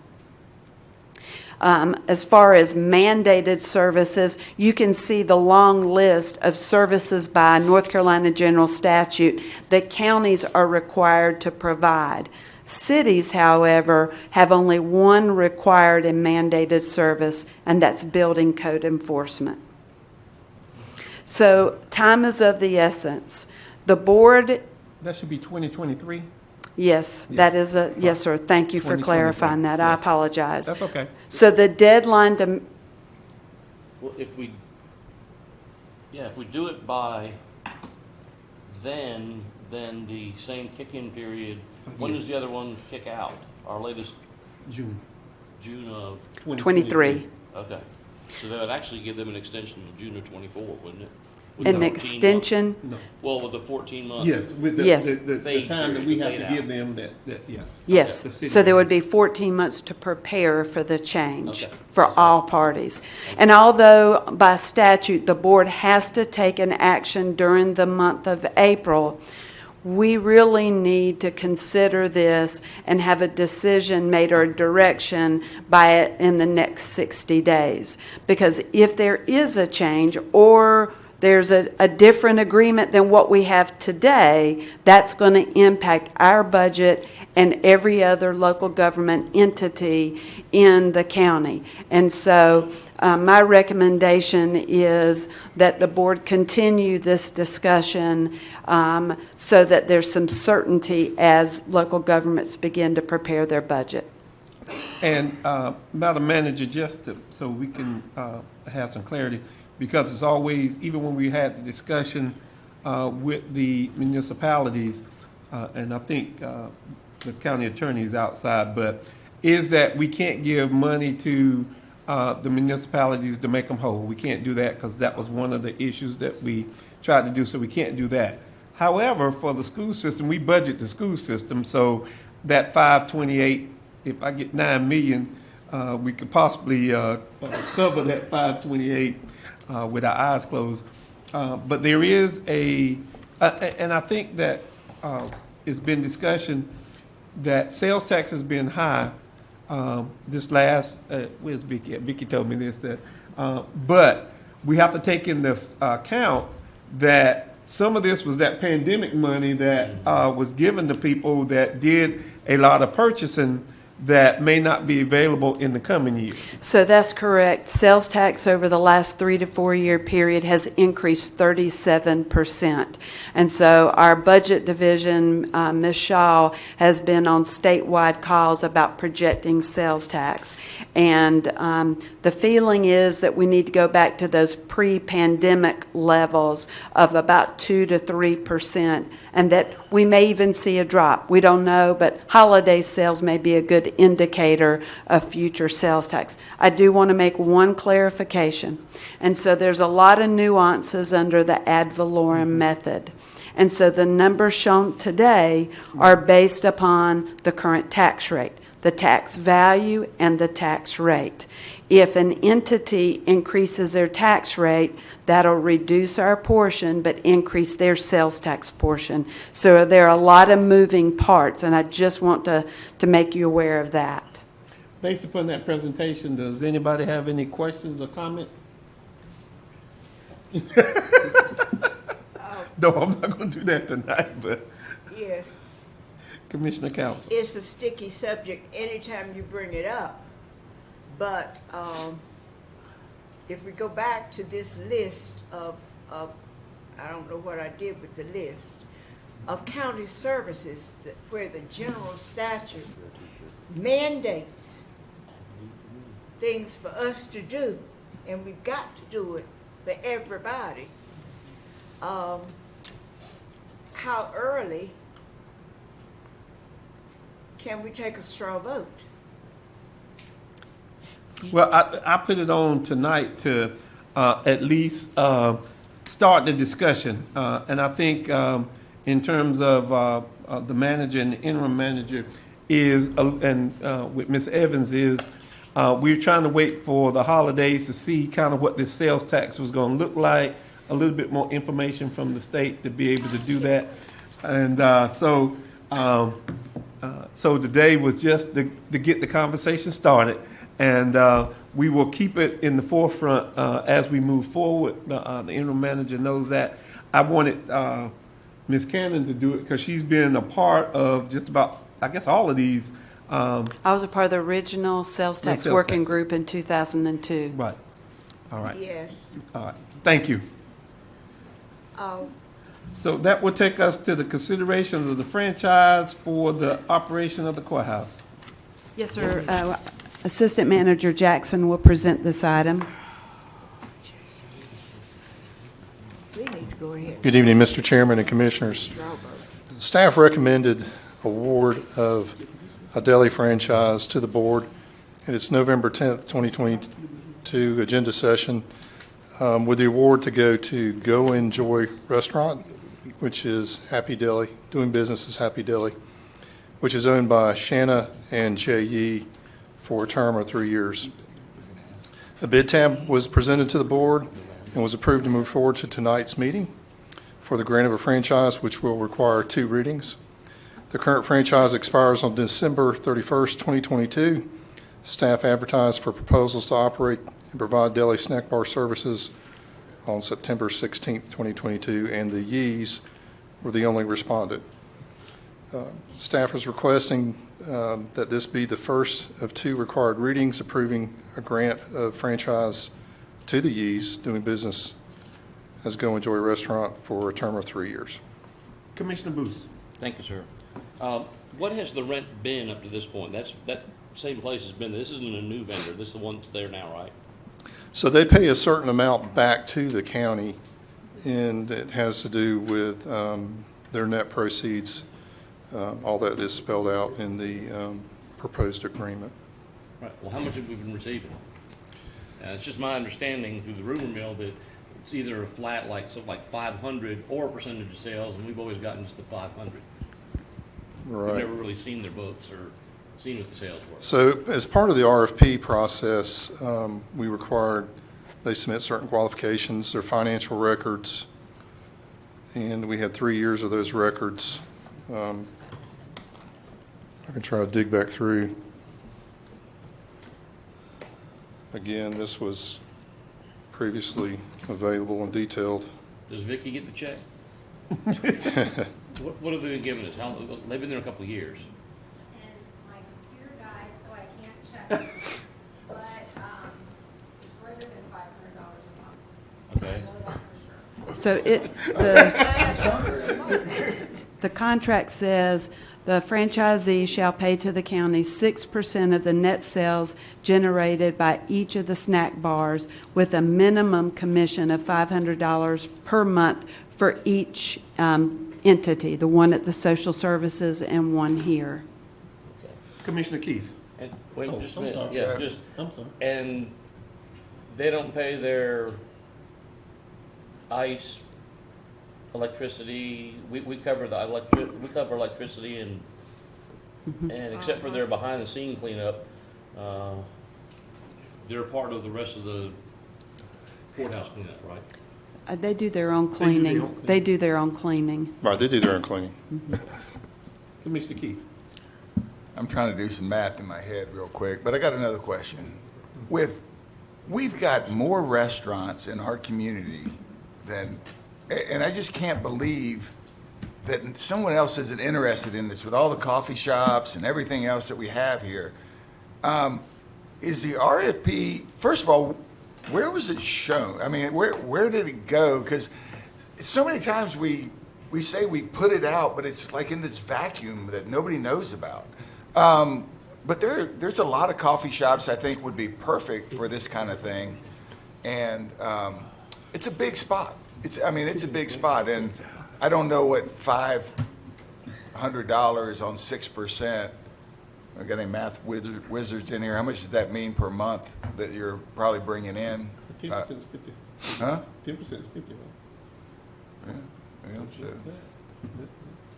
Yeah, 10% is 5,000. Yeah, 5,000. Yeah, that ain't a whole lot of money coming in. So, yeah, I know. I'm sorry, Tracy. I started my own sidebar conversation when you were answering. Where is it advertised? Oh, so we submit the bid to the state website, the Fayetteville Observer, on Cumberland County's website, and through our vendor self-service. And so it goes through the state website, it goes out. Yeah, I mean, we collect food and beverage from everybody. Should we send something out with them? With their bill. With their bill. Commissioner Evans. You know, sometimes money is a lot. Money is everything it seems like, but it really isn't. And I'm saying this. I'm saying this because having spoken and having dealt with the number of our our employees, the staff that work here, individuals that visit the courthouse here as well as DSS, they are so satisfied with these businesses that we're the service that they're offering at Happy Deli and also the deli over at DSS. And what I guess sometimes you just let things go on. I mean, if it's working, no, please hear me out. Hear me out. If it's working, then why try to bother? Don't shoot the horse. Exactly, and they're providing excellent service to our community through the service that they render here at DSS and at the courthouse. And so, we didn't have this discussion when we talked at the agenda session. We didn't go through all this. Everybody was happy then. Everybody was happy, feeling good. We were happy just like Happy Daily. Well, I agree. And they rescued us. They rescued us at that meeting. One of the vendors didn't show up to give us That's right. food for one of our evening meetings, and somebody ran down and got everything on short notice downstairs. And I think you did. Very good. If I can get a motion. So I would like to make a motion. I have no problem with it. It's just that, you know. Go ahead. Or would that be Commissioner Council? Go ahead, make business with the county. Make the motion. I would like to make the motion that, how would I phrase that? The grant Well, for it's franchise. second read. It's got to do some reading. Yeah, But it's don't got have the another first reading. grant, and then do another vote. This is the second reading of the date. Yeah, Okay, there's no motion. So there's there's no motion? motion? You do the motion to grant this, then you have to have another one. Okay, Grant, This approving is- the grant of the. okay, this is the first of two required readings, approving grant of a franchise to the, to Yee's Lee, Lee's, Doing business. and Go Enjoy Restaurant for a term of 3 years. Is there a second? Second. It's been moved in second. All those in favor? Voting in favor, Commissioner Lancaster, Commissioner Council, Vice Chairwoman Stewart, Chairman Adams, and Commissioner Evans. All those opposed? If it's opposed, we have to do a second reading, You right? got to do a second I reading guess, anyway. Anyway, Opposed, Commissioner Booth and Commissioner Keith. All right. no, and I eat down there on a regular basis. I got no problem with it. I was just curious I to. saw you down there eating breakfast the other day. I know. He would eat When that you- sandwich, he would eat that sandwich they can't, no, he won't, he won't. And their son is a soccer star. So- He was on my kid's I know, we all gonna be eating breakfast here. This takes us to, again, and not that I put a whole lot, I guess I put a whole lot on these things too. But, I have asked for an update on the Ann Street landfill capacity and disposal options, and I will tell you that, we, as a board, knows that the life of the landfill is on its last legs. And so I did ask the manager, we had a couple of options that I didn't necessarily live here to he coming back.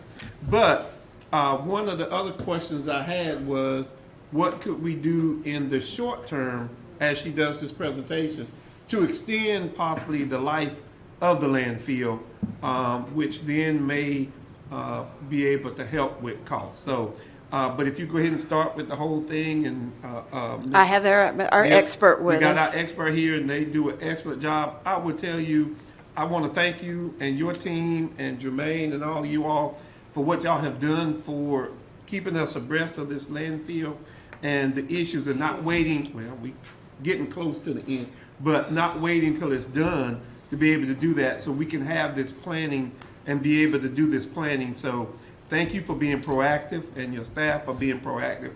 That's what has gotten us where we are. Thank you, Madam Manager. Thank you, staff. Madam Manager. Yes, sir. Thank you, Mr. Chairman.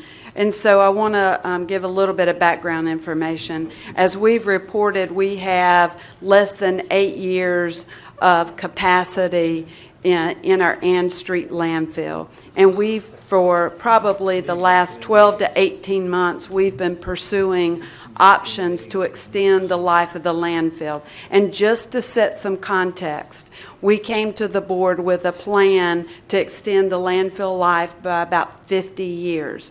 And it really had a couple of steps.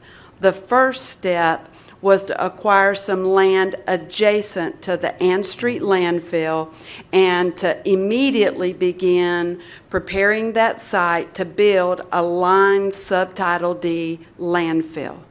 Then the second piece would have been to do some work in the bale field, the old bale field. It's not a lined landfill.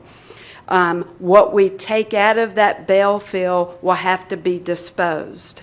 And so we needed that first new landfill to put the bale field residue in there. So it was a two-part process. Unfortunately, we've not been able to acquire the adjacent land. Which is owned by the city of Fayetteville. Yes, It's sir. Milan Yards, which is owned by the city of Fayetteville, which is adjacent to this, which was an old landfill that was used years ago that would allow us to be able to do that to extend the life of this landfill.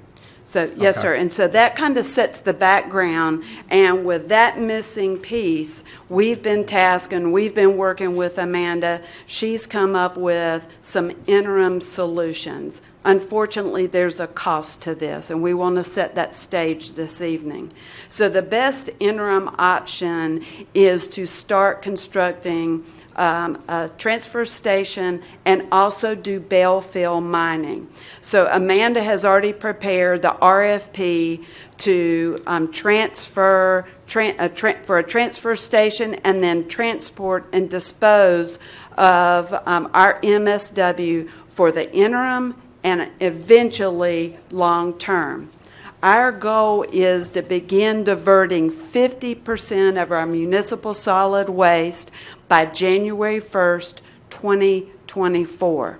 Now, this will increase our cost because we're really doing two different solid waste operations. We're continuing what we're doing at our current landfill facility, but we're embarking on another operation, and that is building a transfer station, transferring the materials to larger trucks to be able to take it to another county. And so we have to start planning for a fee increase in the fiscal 2024 budget.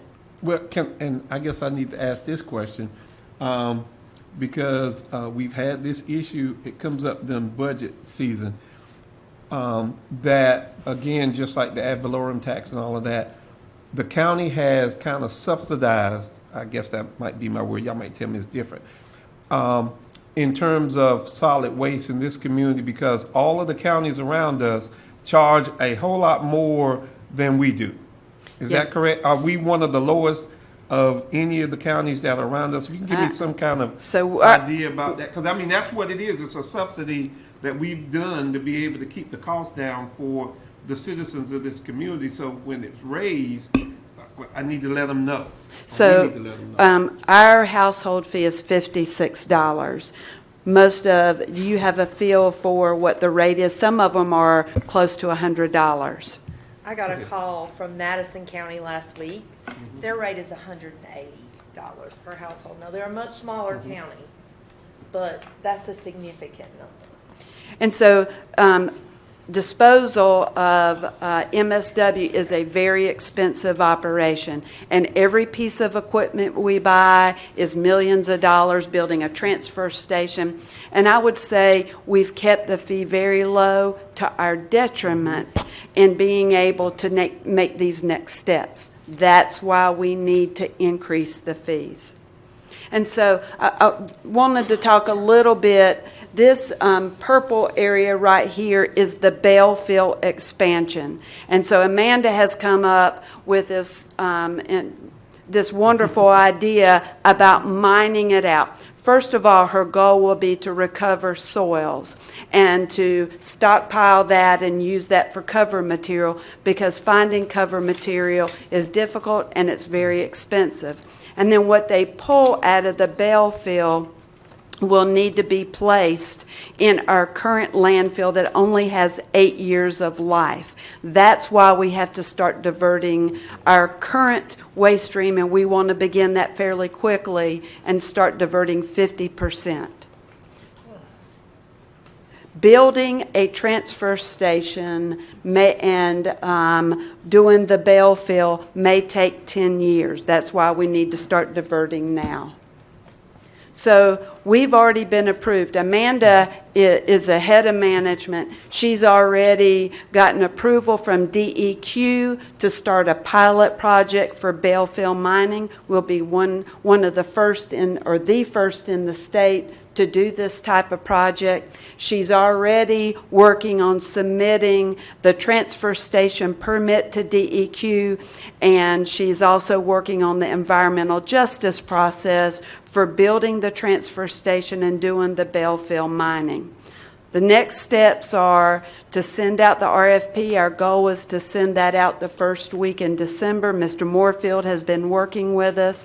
Once those responses come back, we'll evaluate those. That'll give us a better idea of about the fee increase that's needed this July 1.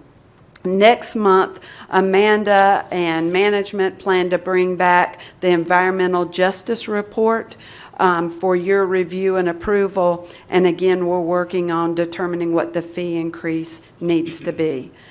The bottom line is time is absolutely of the essence. Expansion in the Bellfield may take 10 years, and we need to take these steps since we weren't able to acquire any adjacent land. We're available for any questions that you have. And I guess one of the questions that I have is, just like everything else, there's a cost to everything. So as we do this transfer station, and I'm not asking you for exact figures, either one of you, but can you give a possible cost to be able to build? And when we're talking about this transfer station, we're talking about being able to do this and then taking this to another landfill. Sampson County's not going to take ours because their landfill doesn't have much more life than ours. So we're looking at taking it, what, to the URE Forest or wherever? Perhaps. That's the nature of the RFQ will give us several options. We're looking for different costs. One might be for a hauler to use one of their existing transfer stations. That's one option we're looking at. Another option would be potential construction, or we're looking to build a transfer station on Ann Street. And then another option would be we will look for cost even beyond the interim to see securing our long-term needs. And those regional facilities you've hit, UWARE is one of them. The other one would be Great Oak. And that's where? That one's located in Randleman. Okay. And then it remains to be seen what happens with Sampson's facility and how they would respond to such a request for proposals. So we're talking about adding a few $1 million to whatever. Right, this is on top of our current operations, and that's what's so huge about this, is you're adding another operation on top of to our current landfill operation.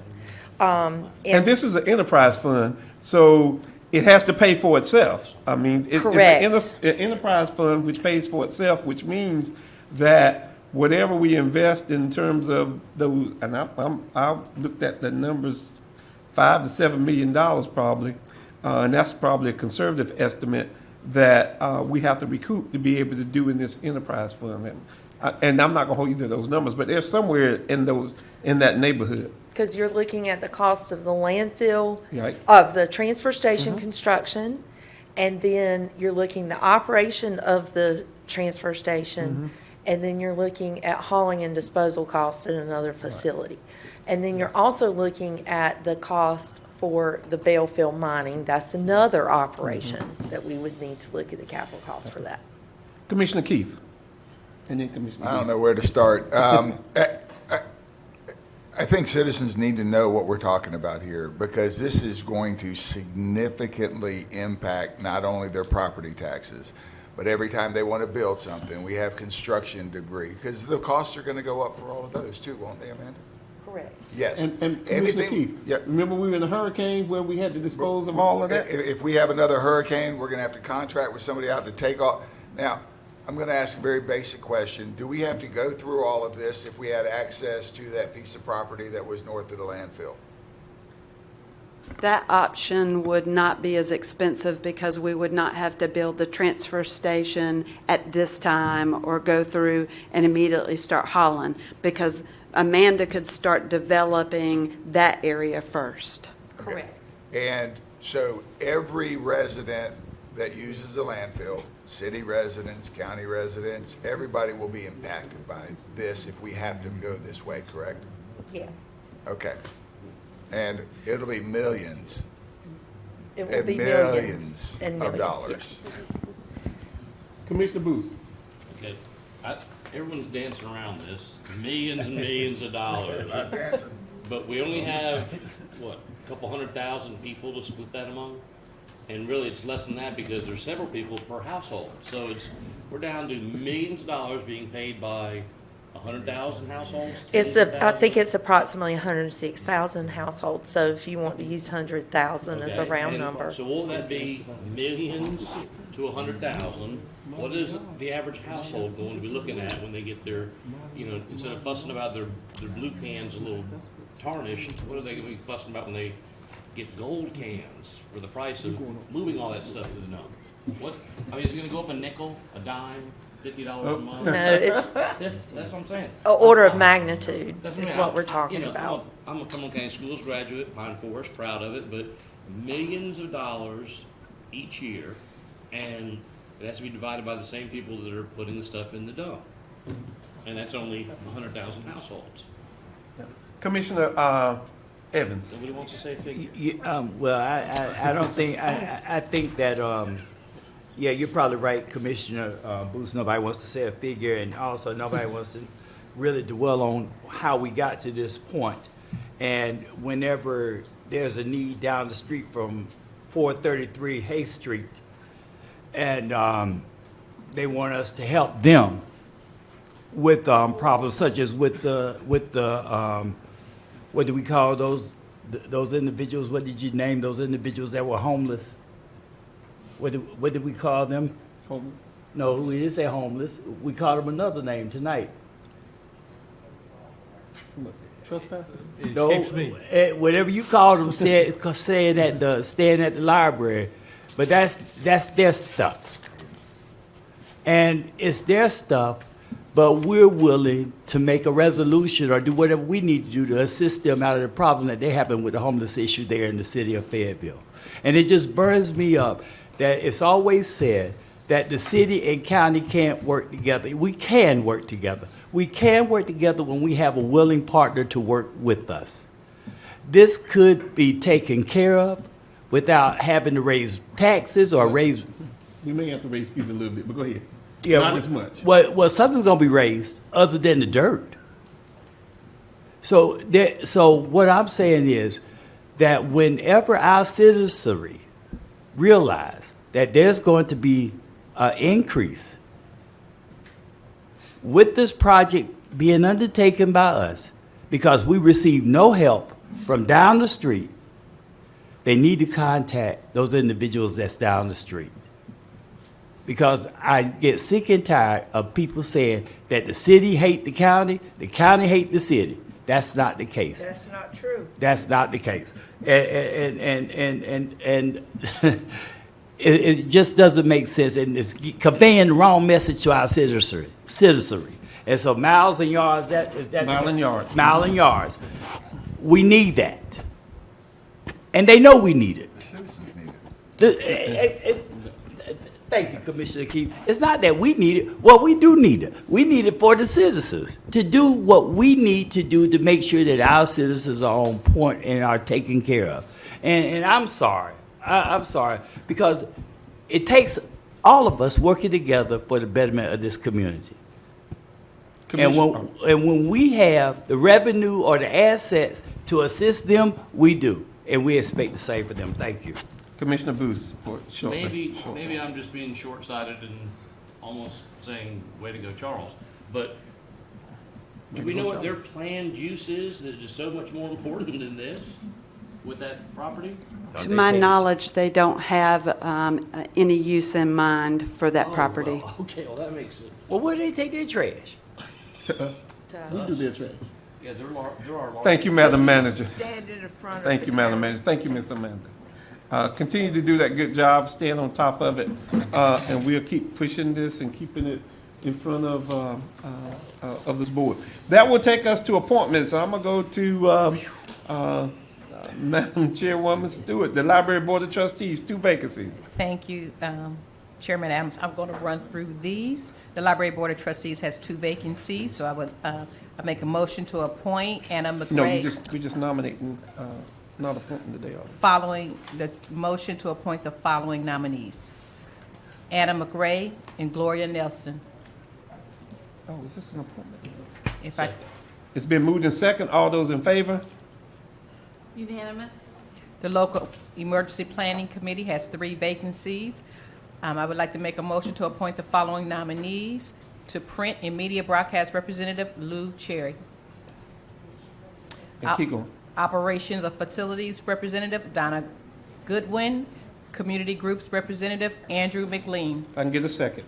Second. It's been moved in second. All those in favor? Unanimous. And that takes us to the Transportation Advisory Board. There are 4 vacancies, and I would like to make a motion to appoint the following nominees: Workforce Development Director of or Designee Matthew Fowler, the Transit User Sheila O'Kelly, Dialysis Center Representative Antoinette Wiggins, and Emergency Medical Service Representative Alinda Bailey. Second. It's been moved in second. All those in favor? Unanimous. All right. That will take us, Madam Manager, to closed session. If I can get a motion to go into closed session for attorney-client matter pursuant to NCGS 31811A3 and for personnel matters pursuant to NCGS 143-31811A6. So Second. It's been moved in second. All those in favor? And I didn't want y'all to be out here long in this closed session. And can I get a motion to adjourn? So move. We are adjourned. We are adjourned.